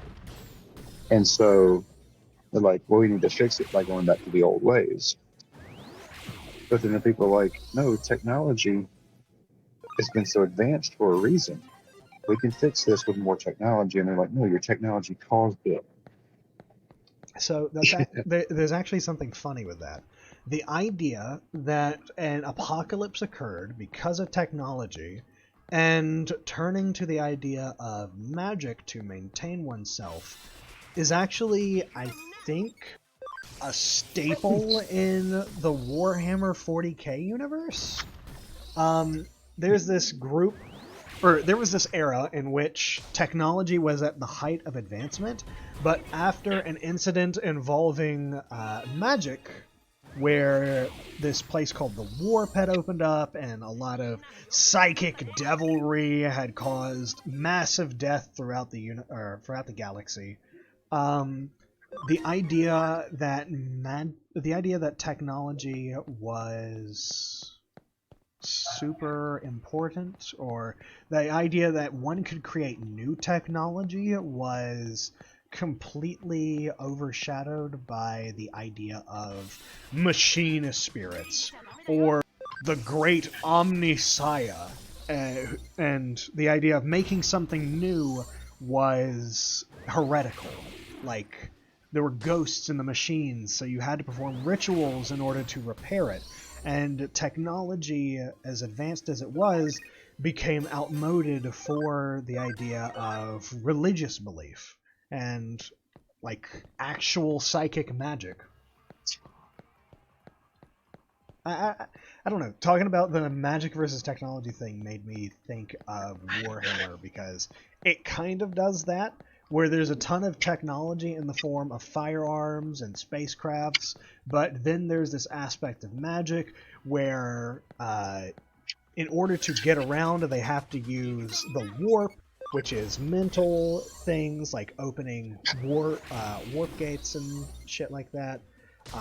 And then there's this whole religion called the Mechanicus, which worship machinery and think that new inventions are constructs of man, and then old technology is made by the Omnissiah, which is their great machine spirit.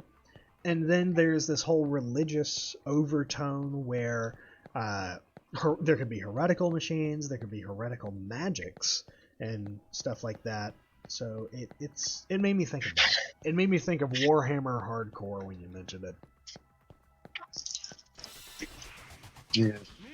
And I think it was science fiction author Arthur C. Clarke who had said once that any sufficiently advanced technology would be indistinguishable from magic. Like, That is pretty fun to play around with, though I must admit the idea of becoming so scientific that it loses its aesthetic is a little sad.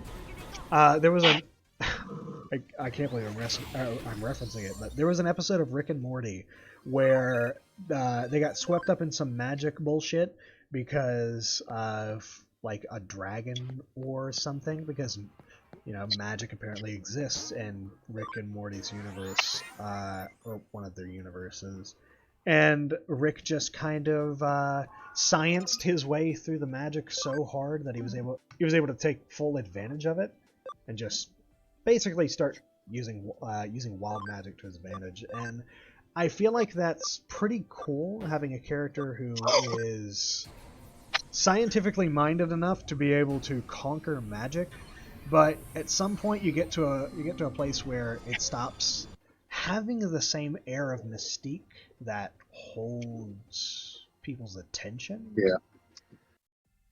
And you got to remember with humanity, once upon a time, if you were able to grind up two plants together and make medicine, you were burned for being a heretic against God.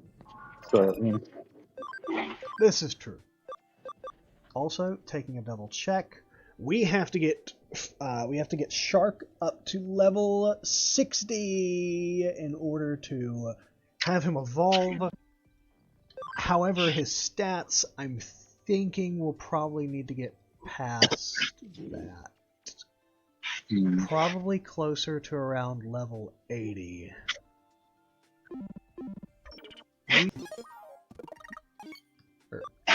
we'll see. We'll see. and remember, kids, this is the quick and easy grind. Yep, this is the quick and easy grind for this game. Probably quicker and easier if I had progressed more, but that's bound by the stream. That's bound by the mainstream. So, I'm going to save. And this is the last run, hopefully. Last run of us getting as much XP as we can and getting Shark up to the place he needs to be.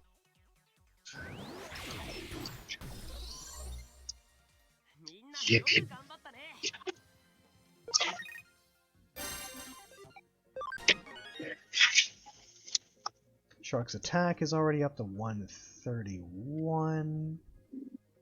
Went up 14 levels, and then the other things went up an almost equivalent amount.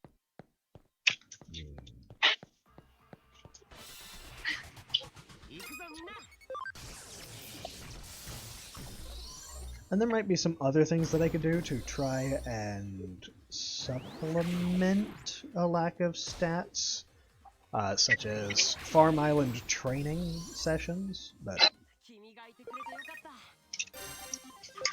I will do that after I've gotten to the right level for it.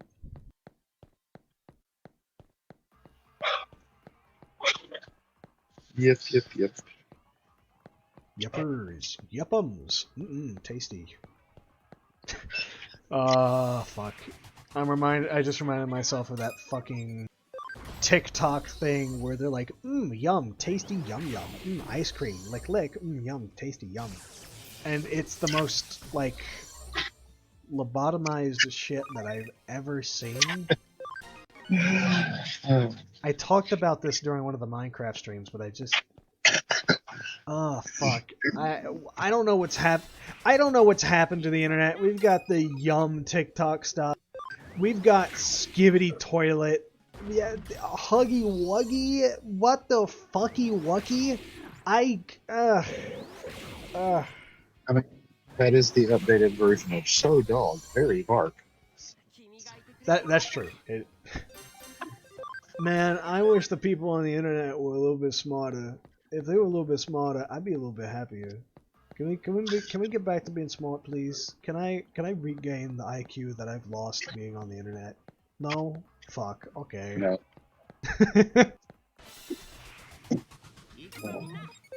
Granted, if I had never been on the internet, I would probably be a lot stupider. Just gonna be honest. I've learned a lot of things from YouTube tutorials. I've learned so much looking it up online that I would never, ever have a need to pay someone thousands of dollars to learn. Yeah.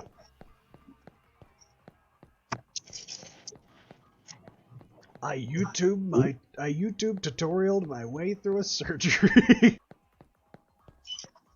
You know, it's maybe or maybe not just YouTube.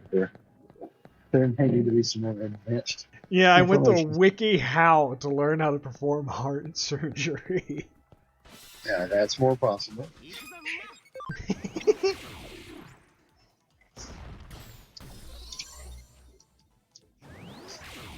Yeah, if I were to ever get digitized and isekai'd into the internet, I would want to be a Wikipedia article because that shit is more protected than any country's borders ever were. Really? There are guardians of the galaxy who have dedicated their lives to making sure everything is correct in Wikipedia. Independent citizens around the world who said this will be pure. Well, remember, that's Wikipedia. Maybe even Wikia. This is WikiHow. WikiHow is an entirely different beast. WikiHow. Yeah, I think most people don't. I don't think that's a target for too many people. WikiHow. Not too many people, I don't think. It may have an inherent safety to it. It's not as much of a target. But when I fixed the washing machine, I had to look stuff up. When I replaced a trip fault outlet in the house, I looked it up online. Parallel wired LED eyes for a show prop. I looked it up online. The internet made us smarter so it can make us stupider. Exactly.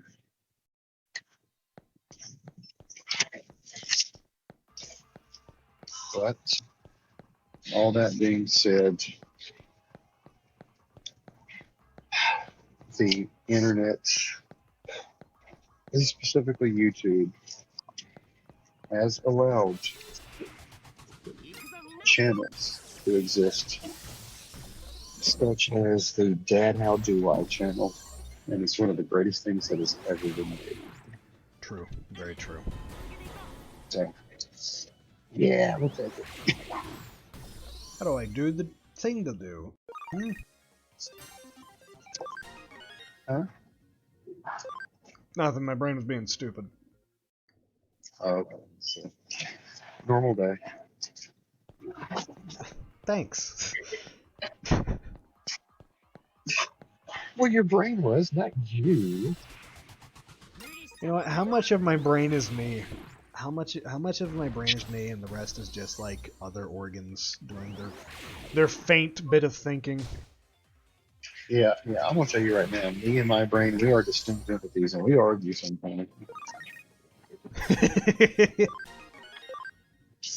Well, left brain and right brain is a thing.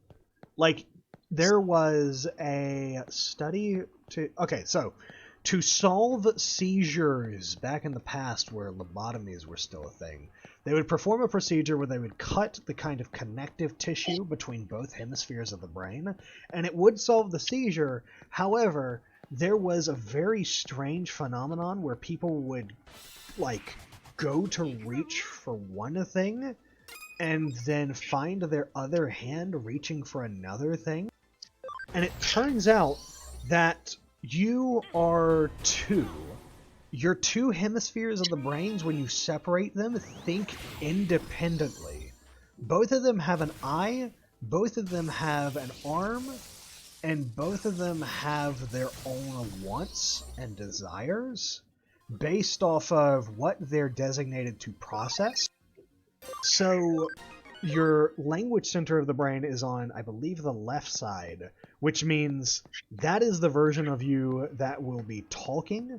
And when your right brain decides it wants to do something else, your left brain will try and reason why you would want to do that thing without having the, like, creative aspects of your memories, like remembering what people's faces look like. You can't do that without the right side of the brain, so your right side of the brain is the one that can't talk, but it's the one that remembers who your family is. It's so weird.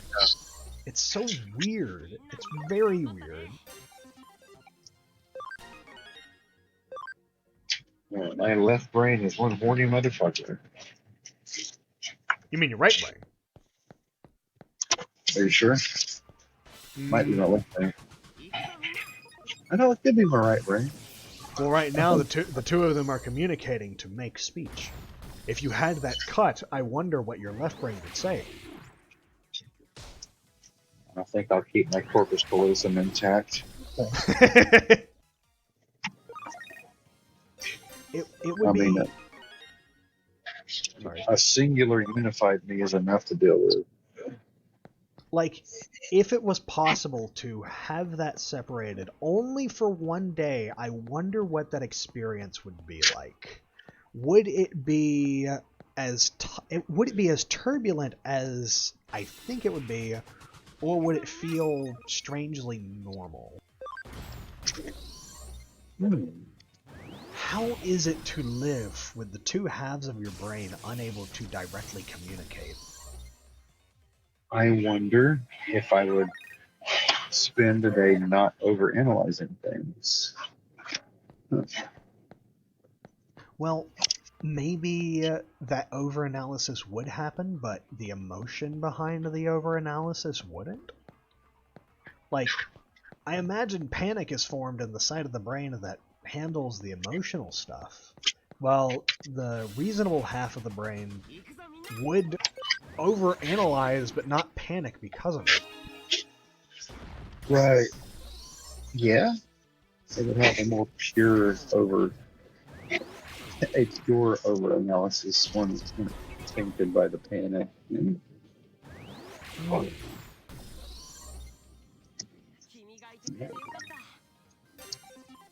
there's this begs the question of how would one temporarily disable the corpus callosum? There's got to be something you can do to momentary flood it, turn it off, paralyze it. Certainly there's a way. There's got to be a way. Paralysis of the corpus callosum. Just to temporarily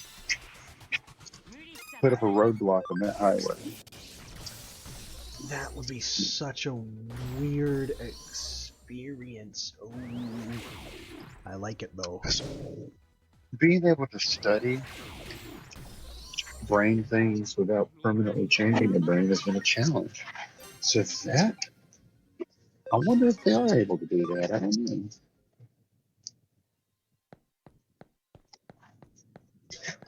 Separating the corpus callosum temporarily on WikiHow. I know, right? How do I temporarily disable the high A? Home style lobotomy.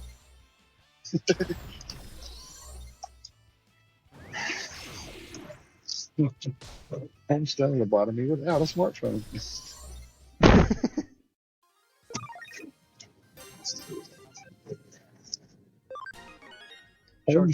Home, home style lobotomy with a thick, rich gravy.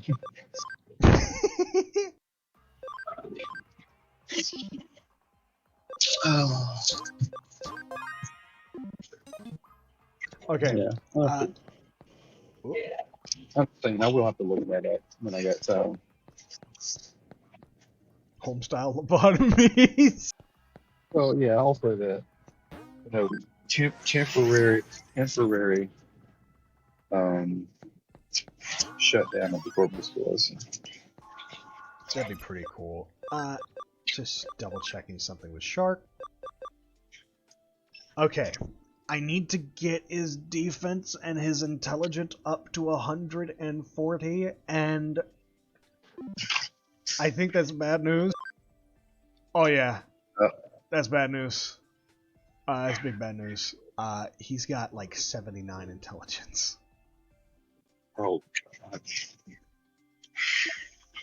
Shark is not the smartest tool in the shed. He's, oh my, so many of these require him to get like super high intelligence. Oh no.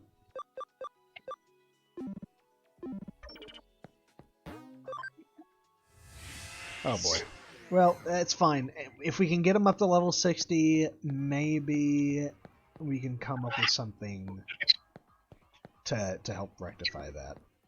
Right now, let's just we should just focus on getting him to level 60, which is evolve range for a lot of stuff. And then sometime later I can do cleanup maybe on his stats or anything else. I think that would have to require me getting a specific machine for it for the farm island. Or maybe just certain foods, because I think I do have an item that grants intelligence up, but I don't know how much it actually trains it.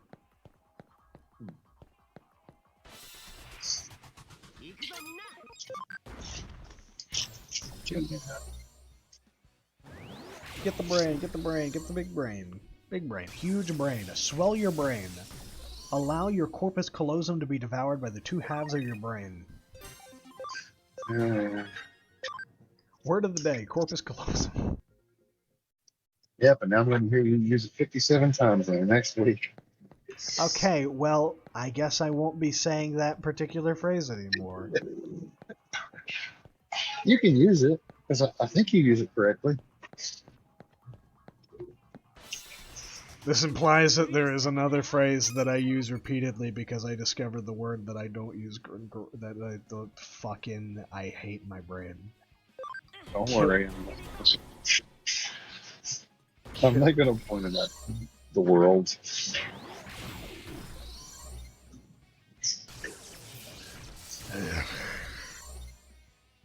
I'm not going to go into the details of it. I'm not going to go into the specifics of it. I used the correct word there. Details, specifics.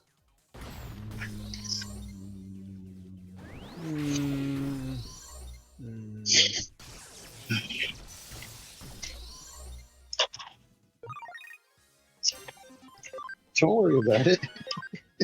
Well, now that you've called me out on this one thing, now I can't stop thinking about the times where I have done something like that. What cool words have I added to my vocabulary and then proceeded to fucking use into the ground?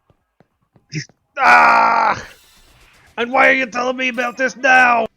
Now I can't pay attention to those fucking words. Ah! Well, it's just the two. It's just the two halves of your brain fighting with each other.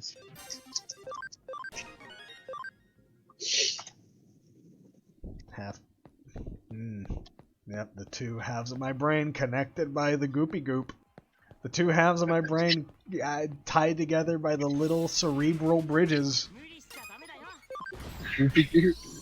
Yeah, the goopy goop and the cerebral bridges, because I can't use the CC phrase anymore. You can. Because you're using it correctly. I only said that because you said you can't use it. And I said you can because you use it correctly. You led to this conversation. I did lead to this conversation, but now I'm wondering about the implications of the conversation because it implies that I do it with another word that I don't use correctly, and I need to know. No one's gonna watch this for 3 hours and 45 minutes to get this far anyways. It'll be more fun to wait for you to use it again. No, I need to just stop talking. I need to never talk ever again. All that comes from my mouth is stupid sludge from the stupid part of my stupid brain right in between the two hemispheres. The goop. The goopy goop. It's the goopy goop, the part of your brain that produces the stupid sludge that makes you say cringe. That's what it is. I've discovered a new part of the... Give me my PhD. I've discovered the goopy goop. It's a part of the brain between your left hemisphere and your right hemisphere of the brain. The goopy goop. Fuck! Well, I think it's probably more like a fibrous bridge-like membrane, but we'll call it the goopy goop. The goopy goop. Would you prefer that I use the phrase cerebral bridges? It's actually kind of a cool phrase, but because that implies more than, well, that implies way more than just a physical connection. Cerebral isn't... It's not even like the physical aspect of your brain, is it? It's like something else, right? It can be both, actually. It can be physical structure, but it is also used to describe something more abstract. Because you have a cerebral cortex, people can be born with cerebral palsy, so that is a literal, physical, organic structure issue. But say when people are talking about equality and they say, oh, so I can hit a woman because of equality, and those are people who are looking for an excuse for the woman, and the woman says, no, I'm talking about cerebral equality. Then that's when you're using it in the attitude. Cerebral equality. That's pretty. That goes pretty hard. It does. I treat everybody like shit equally. What do you mean I can't treat this one group of people like shit? Alright, if I can't treat one group, I'll treat them all. All of us fucking suck. Every single last one of us. But isn't it funny when those people who talk about equality, their default is treating everyone like shit equally, not treating everyone nice equally. You know? That's true. Most people... Holy shit. The two sides of equality. Treating everyone nice. And being an evil goblin to everyone at once. Because of the goopy goop in your brain. It is. It is partially because of the goopy goop. Where the goopy goop is structured. Well, not only by your nature, but also your nurture. It's something physical that is very deeply structured by the non-physical. Yeah. The goopy goop is a very specific part of your brain. It's the part of your brain that gets remolded by the umbelfinger of your ancestors who have taught you various things as you grow in life. Yep. I mean, the entire goopy goop of the brain. Yeah, it's formed by cheeseburgers and experiences equally. That's not even like incorrect. The shit that you put in your body and the way you are raised have everything to do with how your brain develops. The goopy goop develops, sorry.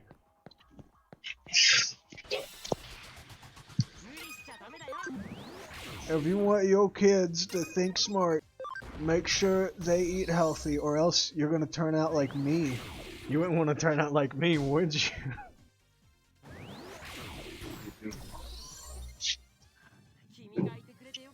Uh, oh boy. Goopy. The goopy goop.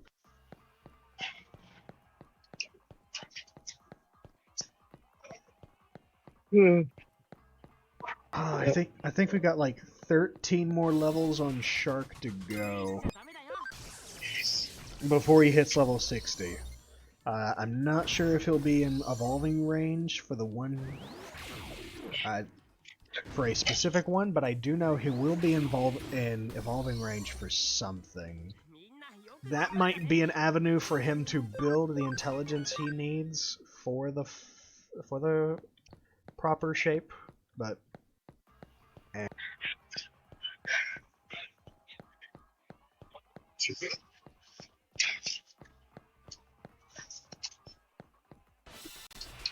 Oh boy. Another encounter. I wish there was a number that we could look at to see how many times we've gotten into random encounters. It would probably be well into the hundreds.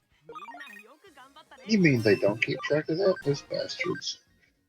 Hold on, let me... First thing I'm going to do is save. Second thing I'm going to do is check player. There's tutorials, player, saved Digimon 18, solved cases 5, but no number of fights that I've beaten. That would be pretty schwick if they kept track of that, because then we could see how many fights that we've gone through just for grinding.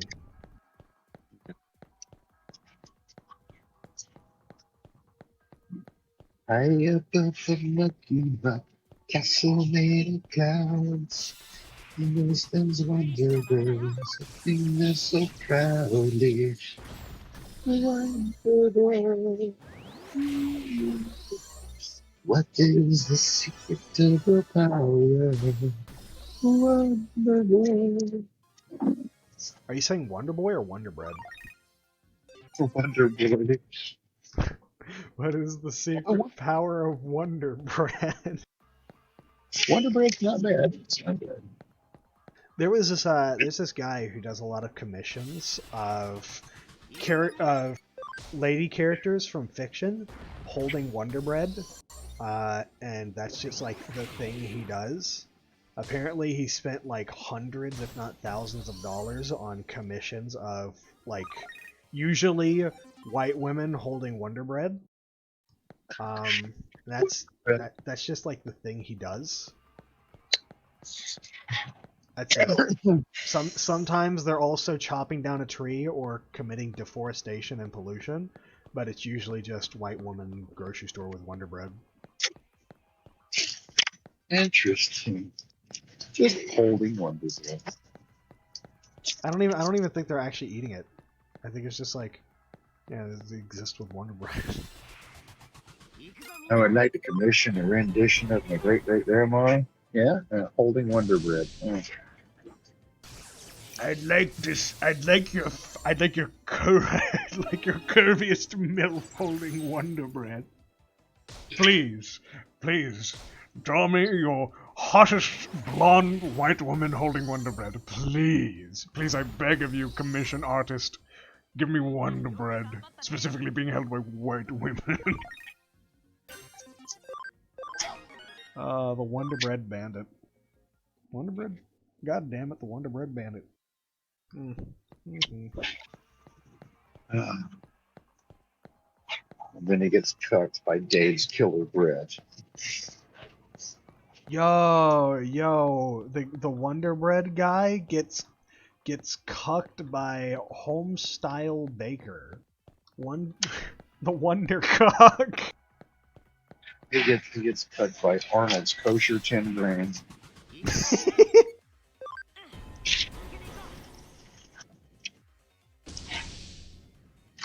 Then it's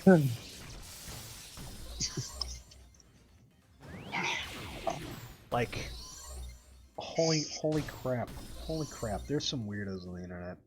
I'm one of them, but you know, that's not important. You got the Wonder Bread guy, you've got some of the terrible people like Chris-chan, pretty bad, he's stinky, smell real, well, they stinky, they're real bad, they smell like, smell cheese, yeah, probably. Speaking of bread commissions, I bet if I looked up Poppin' Fresh R34, there would be a lot. Poppin' Fresh? Yeah, that's the Pillsbury Doughboys' real name. Poppin' Fresh. Oh my god! Number one, I'm pretty sure Pillsbury Doughboy is what you're gonna have to look up on the R34 tag. But number two, yeah, I could see that. Because he's soft and squishy, there's going to be so much. There's plenty of people who would use the Pillsbury Doughboy as a fucking fleshlight. There's going to be so much inflation. Oh my god. Oh Maybe no! Oh no! Inflation porn of the fucking Marshmallow Man from Ghostbusters. There's gotta be something like that out there, and I fucking hate it. I hate that it exists. Stay Puft Marshmallow Man, yep, no doubt. Stay Puft Marshmallow Man and fucking Poppin' Fresh. I'm sure, well, see, yes, somebody out there used Pillsbury Doughboy as a fleshlight, gave him a yeast infection, and now he's inflation fetish.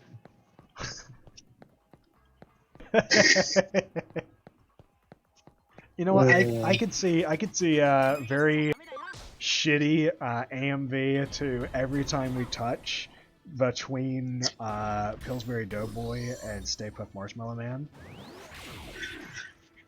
Like it's got like the Vocaloid doing the song, or it's got like Nightcore version of it, and it's just fucking fan art of the two together.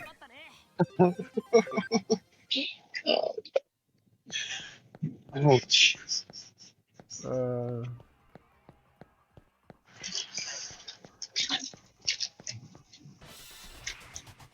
No, Pillsbury Doughboy, Stay Puft Marshmallow Man, and Green M&M. Yes. The Green M&M was very sexually driven, but I think they like removed her sex characteristics. I think doesn't a lot of people. like they changed her legs, and they also gave her the same shoes as the rest of the M&M crew. Which, for people who really liked the Green M&M, probably pissed them off. But you know, if the Green M&M is trans mask, I'm all for it. Be yourself, Green M&M. I mean, I've seen a gal face on an AK-47. The M&M don't matter. People who want to fuck the Green M&M probably also want to bang anthroplanes, or just airplanes, or just cars. Looking at you, car guy. Spiral bound notebook. Oh my god, a spiral bound notebook has what faintly resembles a hole on it. I'm going to fucking bust.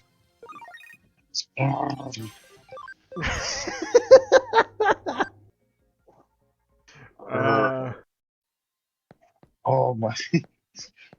My new Lenovo wired mouse has curves on it. Is that a shoe with fucking Velcro? Oh! Well, now the ASMR of that could cause things to happen.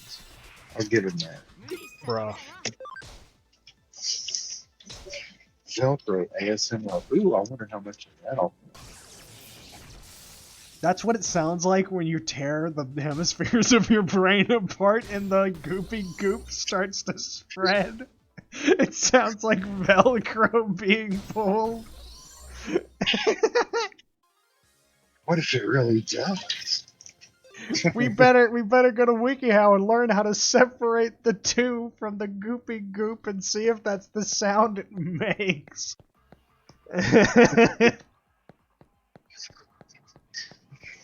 I think skinning something does actually give off a kind of sound like that. Like if you're able to get a proper pull between the skin and the meat, it would emanate a sound kind of like Velcro being torn. Yeah, ripping fibers. I only Yeah. say that because I was faintly reminded of the pelt guy from Inscription, considering the audio that plays in the background of that particular fight. Sounds like Velcro being torn, but I know it's just like someone performing pelting. No.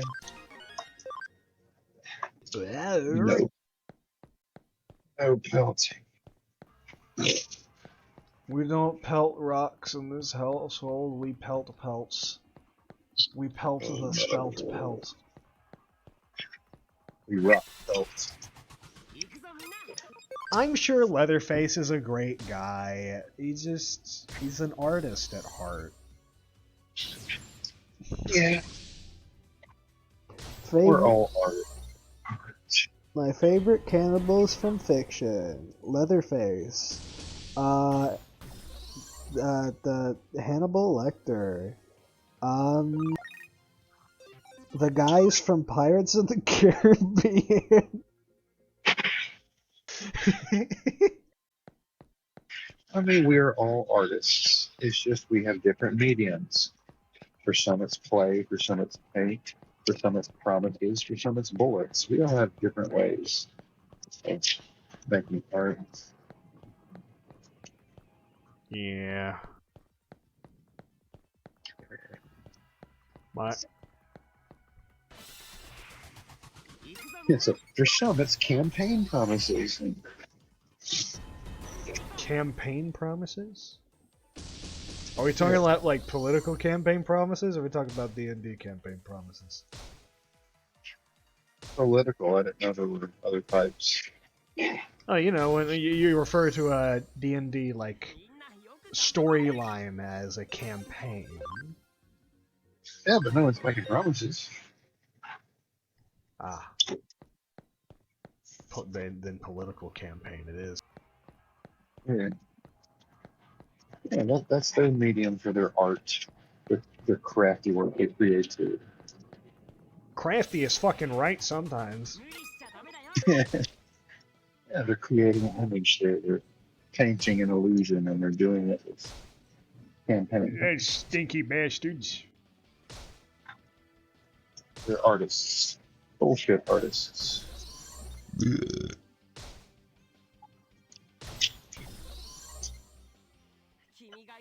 I think. Whoa. The person that came up with poop hits is an actual bullshit artist. Fuck did you just say? So No, the that's person. Poopets? Poop? What the fuck is a poopet? Oh, little sculptures made from manure, which I think have some dirt added, but clay, and they're fired. But Who would do something like that? bullshit artist.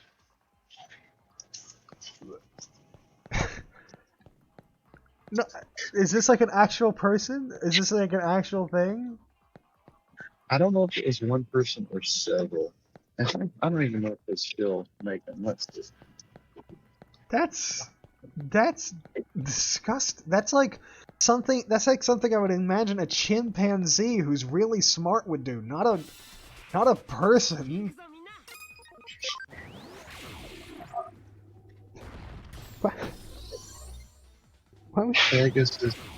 Okay, I don't know if they're still made.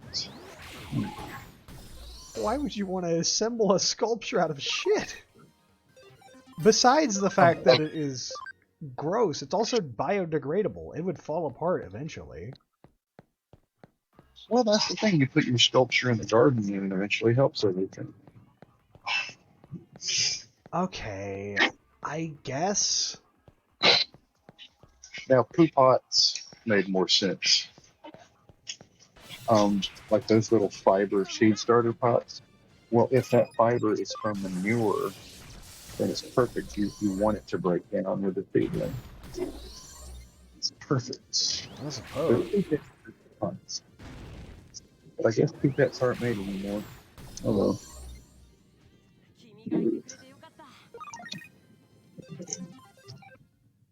Just sounds a little bit grody to me. But anyway, yes, whoever came up with that, bullshit artist. Yep. Except, well,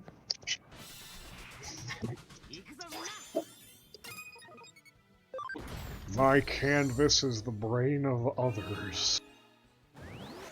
in a country where you get arrested for feeding the homeless, I don't think we're allowed to reuse manure anymore without some sort of major taxation venue to run it through. Bullshit tax for your bullshit trade. Like,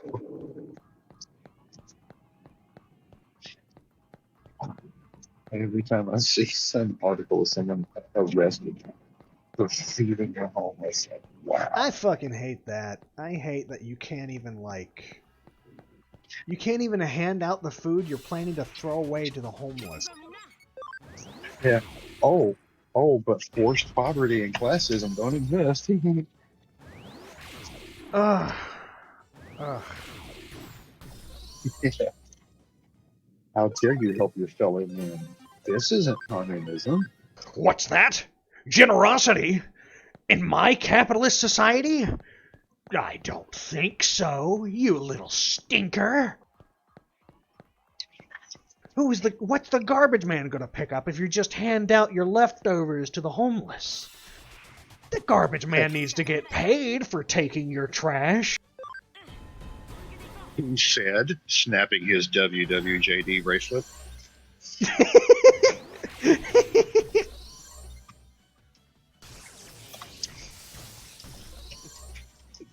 Oh. The world is terrible. But there's one thing for certain.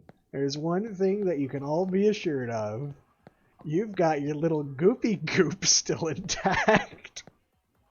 See what you've done? Now instead of saying...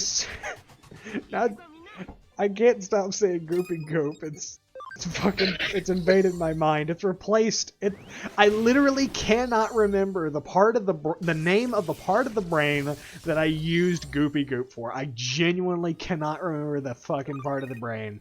Now it's just goopy goop. Well, there's a reason you don't remember.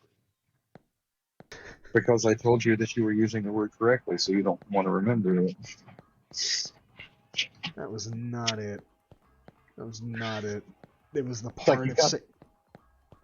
You got that one right. Instantly forgets it. I forgot it because I was saying... You called me out for saying it too often. Saying it, that I was going to be saying it for like the next week. And now that I you didn't say it yet. So I replaced it with Goopy Goop, and now I'm going to be saying Goopy Goop next week. Yep. Instead of the one phrase you were saying correctly, which you now refuse to say. Well, I would say it now because the bit's over, but I genuinely can't remember the phrase. Okay.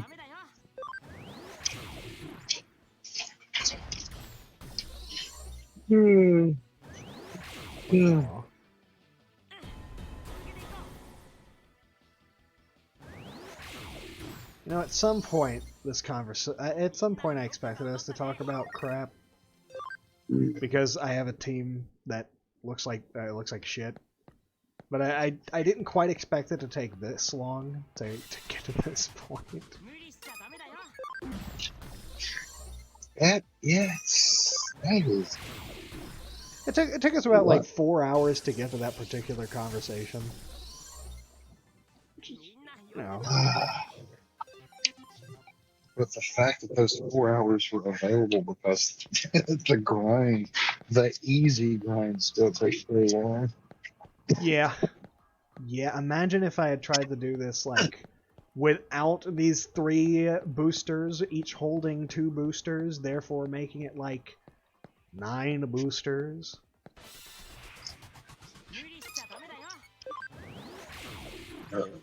When your off main video has to be divided into volumes. 4 hours! 4 hours! I was contemplating putting music over top of this thing, but it's going to take like an entire day on its own to finish exporting if I do that. Oh god. And I have heartburn. Pepperonis. Also, I think Shark is level 60. Let's go see. We're gonna go check. Oh boy.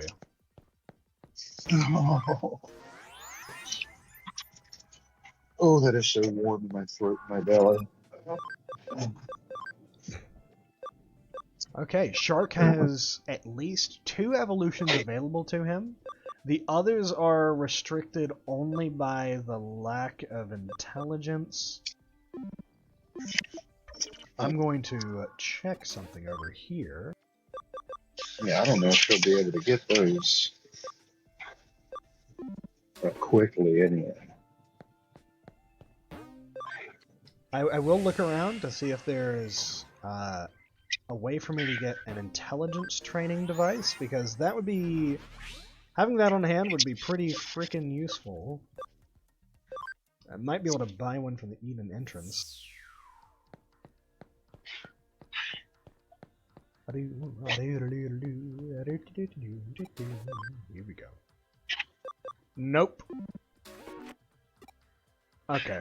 Looks like we're going to have to settle for the particular evolutions that are available to us, but we can do another talkative training session at some point soon, maybe after our next stream. We can devolve a Shark to his prior form and then consider some of the intelligence options after we've gotten set up there. For now, Shark will either have to stay in his form by choice, or he'll have to pick a different mega evolution when the time comes. I don't know, is this talkative training or trainative talking? I mean, this is the point. The point is to be talky while training. Boy, Shark. You better not disappoint after all this. You better be strong.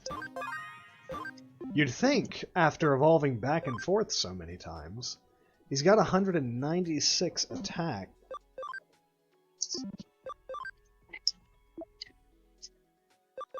I wonder if he's unlocked any... You know, I'll worry about unlocking moves and stuff later. For now, I feel like this is a great place to end it. We've finally gotten through the grinding. To the audience, to the people that fluctuated in and out, I thank you for coming, and I hope you have a wonderful evening. Have a good night.